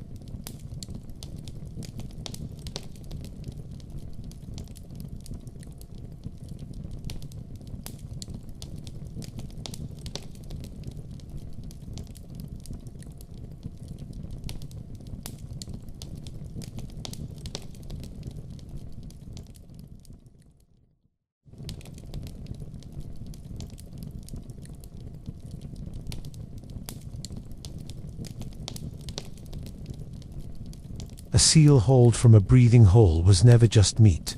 It was a kind of loan, given reluctantly, as if the sea itself were checking a ledger. Hunters understood this arrangement. They weren't lords of the Arctic, swaggering across the ice with harpoons like kings with scepters. No, they were supplicants, and every hunt was a prayer disguised as violence. The animals weren't passive, they chose. That was the terrifying part. The hunter could kneel in perfect silence for hours, breath hanging in the air like a frayed thread, and still return empty-handed, not because he missed, but because the seal decided his hands weren't clean enough, his spirit not humble enough, his family not worthy of fat this week. To kill without respect was impossible. The sea would simply close its mouth. So the rules were endless. Don't boast before a hunt. Don't waste the meat. Don't toss bones carelessly, or the spirits of the animals will gossip among themselves and agree not to return. Imagine it, a whole parliament of dead seals debating whether your housekeeping deserved starvation. It sounds absurd, yet famine had a way of proving the system right. Hunting was less about muscle than etiquette. When the harpoon struck, it wasn't conquest. It was an exchange, life for life, but with terms attached. The seal had allowed itself to be taken, and the hunter had to answer with ritual, strokes of the hand to soothe the spirit. Fresh water poured over the snout so it could breathe again, words muttered not to brag, but to thank. The transaction was delicate. Mishandle it, and the sea kept its animals under lock and key. This cosmic contract stretched far beyond seals. Whales, caribou, fish, each species had its own demands, its own taboos, its own sense of dignity. To kill a whale without proper ritual cleansing was to insult a god. To mix land bones with sea bones was to confuse the spirits, who might retaliate by erasing the animals from the landscape entirely. The Arctic was not indifferent. It was listening, always, with cold patience. The idea that humans were petitioners, not predators, shaped every gesture of daily life. Hunters carried humility like they carried knives. Even success had to be performed as quiet gratitude, never swagger. Pride was dangerous. It could summon storms faster than any shaman. Every family knew stories of hunters who laughed too loudly at their own kill and found themselves years later, starving, muttering apologies into the wind. The truth was simple. Humans weren't at the top of the chain. They were at the mercy of it, feeding not just their children but also the spirits who governed access to the next hunt. The Arctic had no room for arrogance. Every cut of meat was borrowed. Every fire fueled by blubber was a reminder that life came from a deal struck with forces larger and colder than anyone wanted to imagine. And yet, if the sea decided, there was still a chance to bargain, for there was one figure who could walk between both worlds, diving into the depths where animals became myth, pleading with spirits no one else dared face. The sea was not an empty stage for harpoons and kayaks. It had an owner, a keeper, a woman whose rage and hunger made storms out of silence. Her name was Sedna, though names shift in the ice like tides, sometimes Nuliak. Whatever the syllables, the story remained the same. She lived beneath the water, surrounded by the animals of the hunt, releasing or withholding them at her whim. The story of how she got there isn't sweet. Sedna was once a daughter, married off to what looked like a man, but turned out to be a seabird in disguise. Betrayed and humiliated, she fled with her father. But when the bird husband whipped the sea into fury, her father panicked. To save himself, he threw her into the waves. When she clung to the boat, he chopped off her fingers, one by one, with his knife. Each finger sank and transformed seals, walruses, whales, all born from her mutilation. Sedna herself sank deeper, her hair tangling in the seabed, her fury and grief twisting her into the ruler of all ocean life. So every seal caught, every whale harpooned, was still hers. Hunters owed her tribute, not in the form of temples or statues, but in cleanliness, humility, and ritual. Women combed their hair carefully, because Sedna's own tangled locks were said to trap animals, holding them back from human hands. Shamans entered trance, plunging into her realm, offering her gifts, apologies, promises, anything to convince her to release the sea's abundance. She wasn't merciful. She wasn't maternal. Sedna was the embodiment of reciprocity with teeth. Forget to honor her, and the breathing holes iced over. Ignore her taboos, and whales vanish into unbroken water. Her anger manifested in famine, her displeasure in storms. And yet, she was necessary. Without her mutilation, without her control, there would be no animals at all. The tale carried a brutal lesson. Life comes from violence, and violence demands respect. The hunter who believed the animal was his by right was a fool. The sea didn't belong to him. It belonged to the woman whose fingers became his dinner. And in every household, this knowledge seeped into routine. Before a hunt, women performed small gestures of purification, trimming hair, scrubbing lamps, speaking softly. Afterward, animals were treated like guests, their spirits soothed with fresh water and gentle hands. To fail at these rituals was to insult Sedna, who remembered every slight, keeping a mental tally under the waves. Sedna was not just myth. She was social, law, ecological regulation, and theology all braided together. She kept the hunters humble and the families disciplined. And when things went wrong, when famine stretched out too long, it wasn't bad luck. It was proof someone had failed her. But Sedna didn't rule alone. Above her realm, other forces flickered and glared. The sun, the moon, the weather itself. The sky had its own moods, its own appetite for obedience, and its own way of deciding whether a hunt was blessed or doomed. If the sea was ruled by Sedna, the sky was crowded with its own watchful personalities, luminous, mercurial, and just as demanding. No one thought of the sun or the moon as silent objects drifting in the void. They were beings with temperaments, always observing, always commenting. And if hunters forgot their manners, the sky had an arsenal of punishments, far sharper than any harpoon. The moon, for instance, wasn't a distant decoration. He was a figure with moods, a man whose light could grant clarity to hunters or blind them with bad luck. Some believed he had once chased his sister, the sun, across the sky, a chase that still played out every day, explaining the rhythms of light and dark. His gaze was especially sharp during hunts at night. Hunters who ignored taboos, who wasted meat or failed to share, risked the moon turning against them. It wasn't superstition. A blizzard at the wrong time could look a lot like divine retribution. And then there were the northern lights. Beautiful, yes, but unsettling. People said they were spirits, swirling in arcs of green fire, carrying the souls of the dead across the horizon. Whistle at them, and they might swoop down to cut off your head. Others swore the lights were the spirits of animals, reminding hunters to stay respectful, to remember the cosmic contract. Imagine standing on the ice, holding a harpoon, while the sky itself rides overhead in a storm of color, a reminder that death was always paying attention. Shamans specialized in reading these celestial signs. The way a star blinked, the sudden arc of a bird's flight, the timing of the aurora's arrival, all of it was a commentary on whether the next hunt would succeed. Weather itself became a form of judgment. A sudden storm wasn't simply bad luck, it was a scolding. The sky was saying, you forgot your place. Even ordinary winds carried weight, too strong, and boats capsized. Too still, and the sea grew glassy and untrustworthy. Families tracked these patterns obsessively, tying them to memory, ritual, and gossip. A hunter's arrogance wasn't just punished by hunger. It might ripple outward, angering the sky until everyone suffered. The weather was communal justice, and no one escaped it.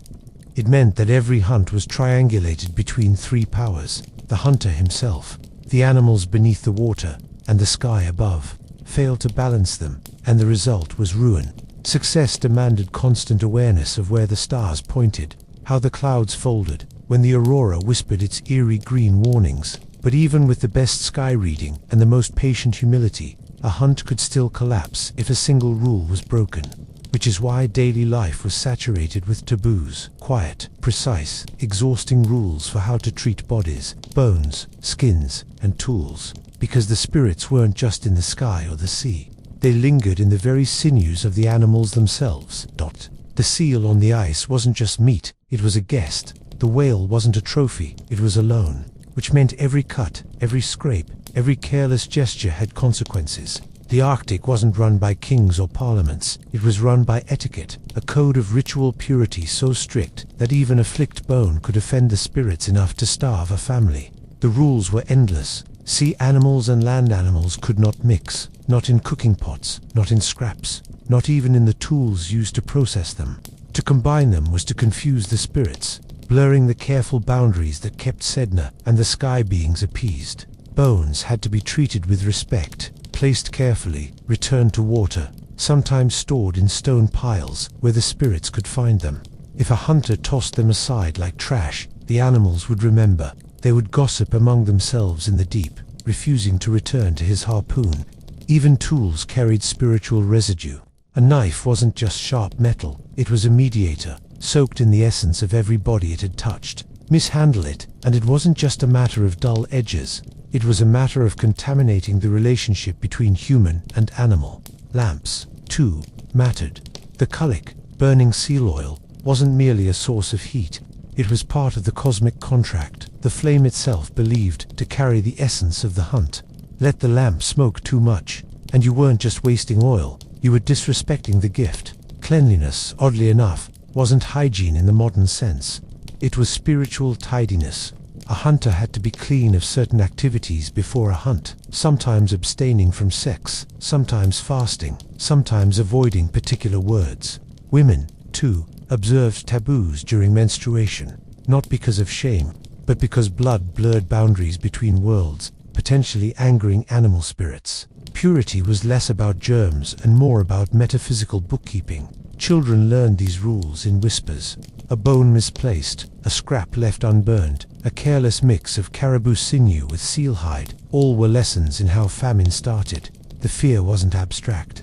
Families remembered the winters when the game disappeared, when mistakes piled up like curses. Purity wasn't about personal virtue, it was survival disguised as morality. But when taboos were broken, when rituals slipped, there was still a chance to restore balance. Someone had to intercede, to negotiate, to journey between the human world and the spirit world.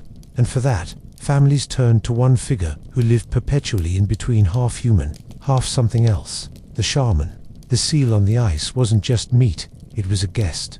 The whale wasn't a trophy, it was alone, which meant every cut, every scrape, every careless gesture had consequences. The Arctic wasn't run by kings or parliaments. It was run by etiquette, a code of ritual purity so strict that even a flicked bone could offend the spirits enough to starve a family. The rules were endless. Sea animals and land animals could not mix, not in cooking pots, not in scraps, not even in the tools used to process them. To combine them was to confuse the spirits, blurring the careful boundaries that kept Sedna and the sky beings appeased. Bones had to be treated with respect, placed carefully, returned to water, sometimes stored in stone piles where the spirits could find them. If a hunter tossed them aside like trash, the animals would remember.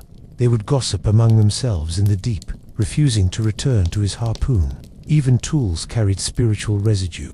A knife wasn't just sharp metal, it was a mediator, soaked in the essence of every body it had touched. Mishandle it, and it wasn't just a matter of dull edges, it was a matter of contaminating the relationship between human and animal.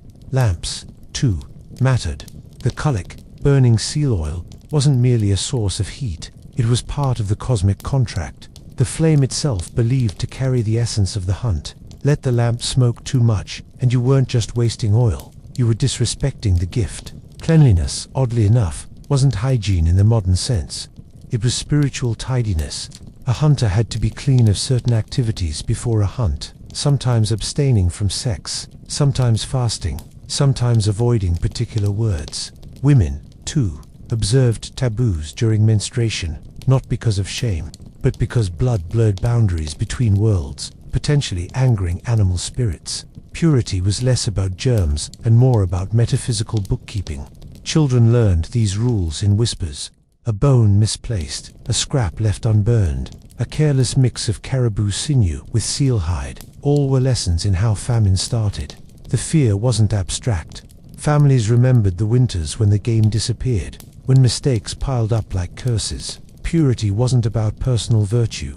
It was survival disguised as morality. But when taboos were broken, when rituals slipped, there was still a chance to restore balance. Someone had to intercede, to negotiate, to journey between the human world and the spirit world.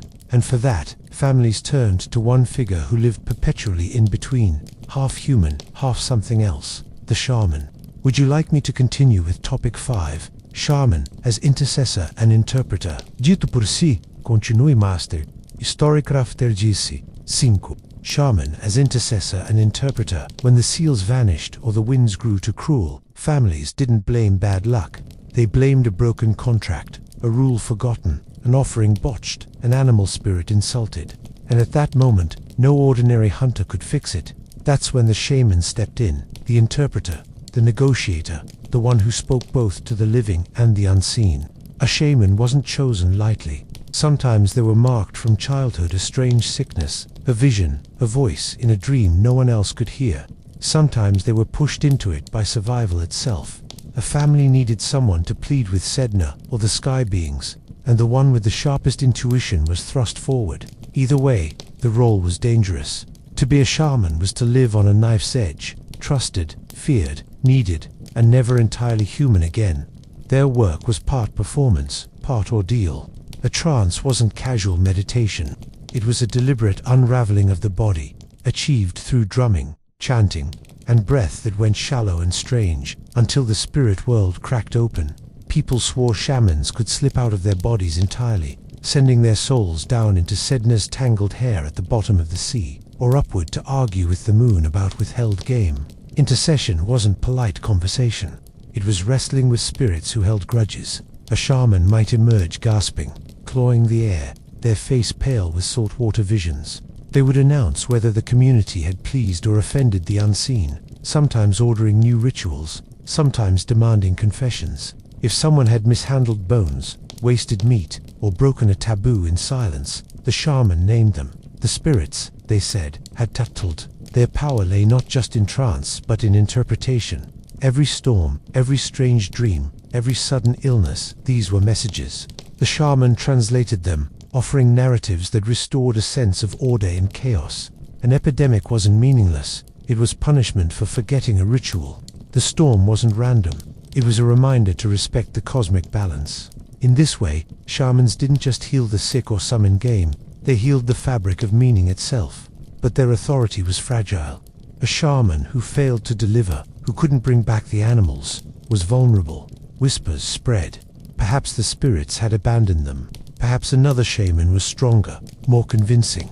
Being an intercessor meant constant risk, your credibility dangled by threads thinner than seal sinew. Still, without them, families were deaf to the spirits. The hunt was never simply physical. It was an argument, a negotiation, a fragile courtship, and the shaman was the only one fluent enough to plead the case. And in these negotiations, words mattered. Not ordinary speech, but the thick, rhythmic sounds that carried into the unseen world. Songs, charms, the sheer force of breath. These were the tools that made the invisible listen. Hunting didn't begin with harpoons. It began with words, twisted into sound, stretched into rhythm, set loose into the air like invisible tools. Songs weren't entertainment, they were persuasion. Hunters flattered the animals before they ever struck them, singing praises in tones that blurred the line between coaxing and pleading. A seal might be praised for its sleekness, a whale for its strength. Compliment the animal enough, and perhaps it would offer itself, slipping into your spear's path with the quiet resignation of someone who'd been courted well. These weren't metaphors, the belief was literal. A badly sung chant could mean an empty hunt. A well-sung one might mean blubber for the lamps and marrow for the winter. Charms worked the same way. Small verses, repeated under the breath, like passwords to unlock the cooperation of the unseen. They weren't long poems, but quick bursts, phrases so tightly wound that their rhythm itself carried weight. Words had substance. They were considered to stick to the air, to cling to fur, to travel into the hidden ears of spirits who judged the hunter's worth. And then there was breath. Breath was never ordinary. It carried warmth, yes, but also spirit. To breathe on an object was to transfer life, to imbue it with power. Hunters exhaled on their weapons before a hunt. Women blew gently across the lamps as they were lit. Shamans exhaled during chants as if each puff of air were a bridge across worlds. To mishandle breath was to mishandle spirit. A cough at the wrong moment could be an omen. A sigh in the wrong direction could invite famine. Children learned songs before they learned the full weight of language. Short charms for protection, playful verses that doubled as survival codes. A lullaby wasn't just soothing, it was an invocation, threading a child into the same network of obligations that governed the hunt. Every voice in the family became part of the collective contract. And though outsiders often wrote these down like quaint lyrics, in practice they weren't static. Songs bent to the moment, improvised, reshaped, adjusted to the rhythm of the sea, the crack of the ice, the flicker of the lamp flame. They weren't art in the modern sense. They were strategies, tools, sharper than bone. But even with all the singing, all the charms, all the careful breaths, success was never guaranteed. The spirits weren't fooled by flattery alone. They demanded something harder, the discipline of silence, humility, and constant restraint. Because the greatest danger wasn't in failing to sing, it was in speaking too much, too proudly, too soon. The Arctic had little patience for chatter. Out on the ice, a single careless word could sour the hunt. Silence wasn't absence, it was currency, proof that a hunter understood his smallness. Boasting was forbidden, and not in a don't jinx it kind of way. To brag about catching a seal before you'd even set foot on the ice was practically an invitation for Sedna to slam the breathing, holes shut out of spite. Even success had to be swallowed quietly, the way marrow is sucked from a bone. Discreet, necessary, never ostentatious. Humility wasn't a virtue, it was survival protocol. A hunter had to act as though the animals were in charge, because in the cosmology of the hunt, they were.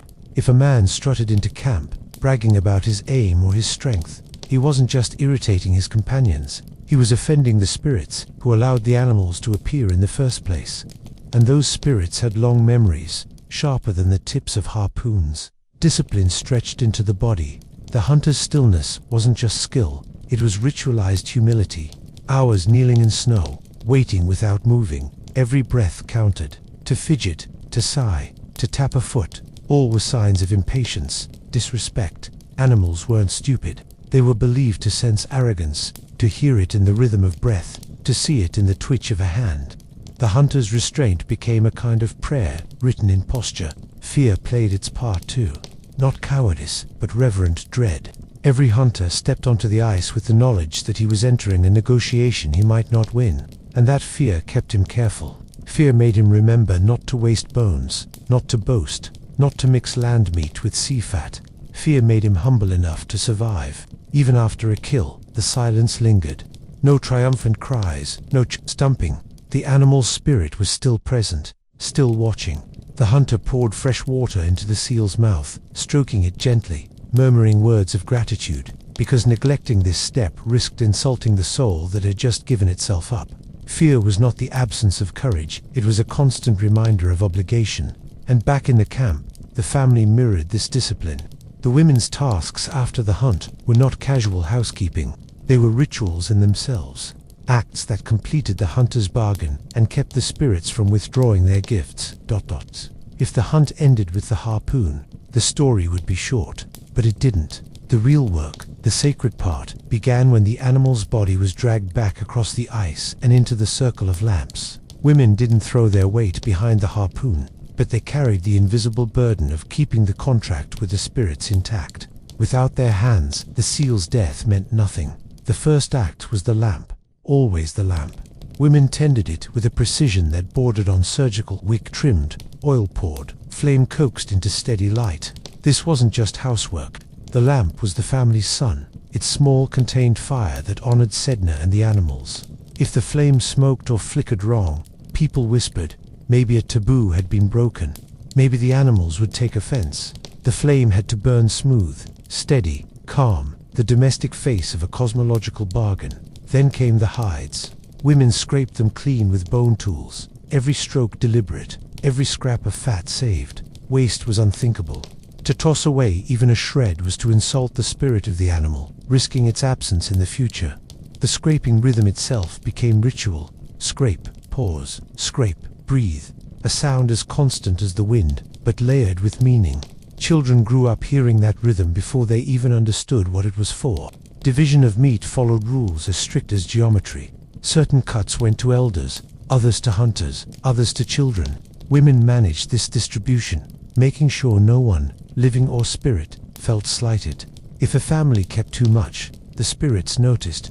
If a child was denied a share, the spirits noticed. And if women failed to balance it, the entire community might starve. They weren't just butchers. They were accountants of the sacred. Clothing, too, was part of the aftermath. Every stitch in a boot, every seam in a parka carried spiritual weight. Women's sewing wasn't only practical, it was moral. The stitches had to be even, the skins aligned, the garments strong. An animal given up for food and clothing deserved nothing less than perfection. A sloppy seam was more than a weak boot.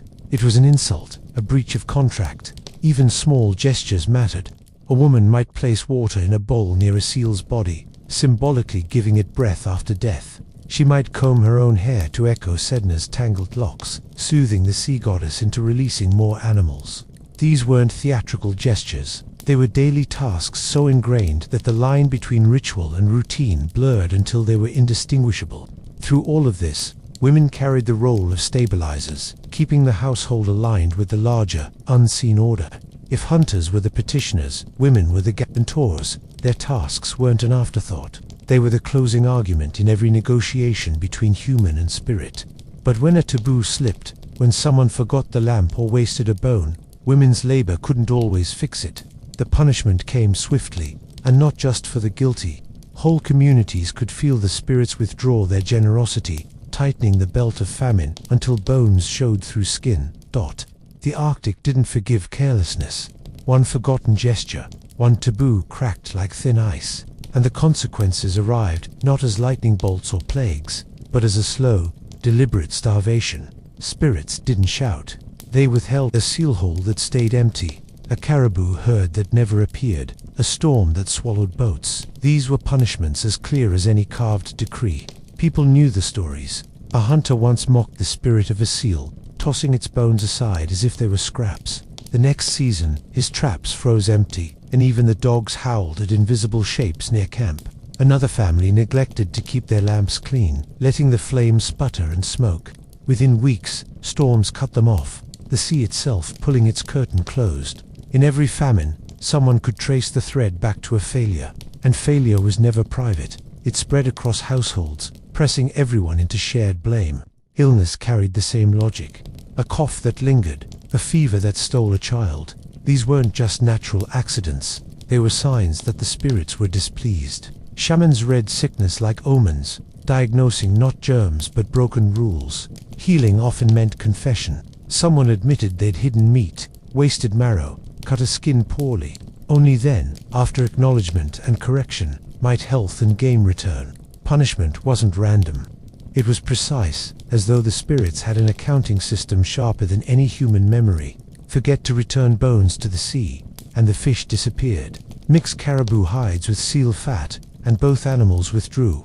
Break sexual taboos before a hunt, and the weather itself grew violent. Every act had weight, measured in meat and blubber. Children absorbed this through fear disguised as bedtime stories. Tales of families starving because someone laughed at the wrong time, or whispered the wrong words beneath the aurora. Terror kept the rules alive.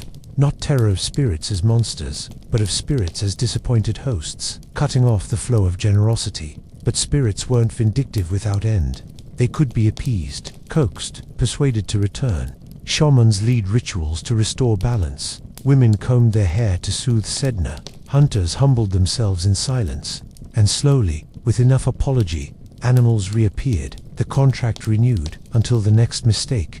It was a system built on vigilance. Every gesture mattered, every scrap saved, every rule followed. People lived inside a net of obligations where even a sigh could mean insult. And at the center of that net, binding it tight, were the women's rituals, the hunter's humility, the shaman's negotiations, all woven to keep famine at bay. But time moved forward, and even spirits had to contend with change. Colonizers arrived with rifles, trade goods, and their own impatient gods. And yet, despite the upheaval, many of the old rules survived, whispered in kitchens, sung into lullabies, remembered on hunting trips. The spirits of sea and sky still hovered, reshaping themselves but never leaving. The harpoon has changed shape. Bone tips gave way to iron, iron gave way to rifles, and rifles now ride alongside GPS units and motorboats. Yet even with the weight of modern gear, the hunt hasn't slipped fully into the mechanical. Spirits didn't vanish when steel arrived. They adapted, slipping into new rhythms, still waiting beneath the ice for their dues. Many hunters today speak of respect in the same breath their grandparents did. The seal, the caribou, the whale, none are thought of as mere targets. They're still givers, deciding whether to appear or not. To boast about a rifle's range is no different than boasting about a strong arm once was. The danger remains the same. Arrogance might close the sea. Even a freezer stacked with imported food doesn't erase the old fear that disrespect can starve a family. Rituals persist, sometimes in fragments, sometimes whole. Women still tend lamps, now fueled by store-bought oil instead of seal fat, but lit with the same quiet precision. Hides are still scraped, though nylon parkas hang beside the old skins.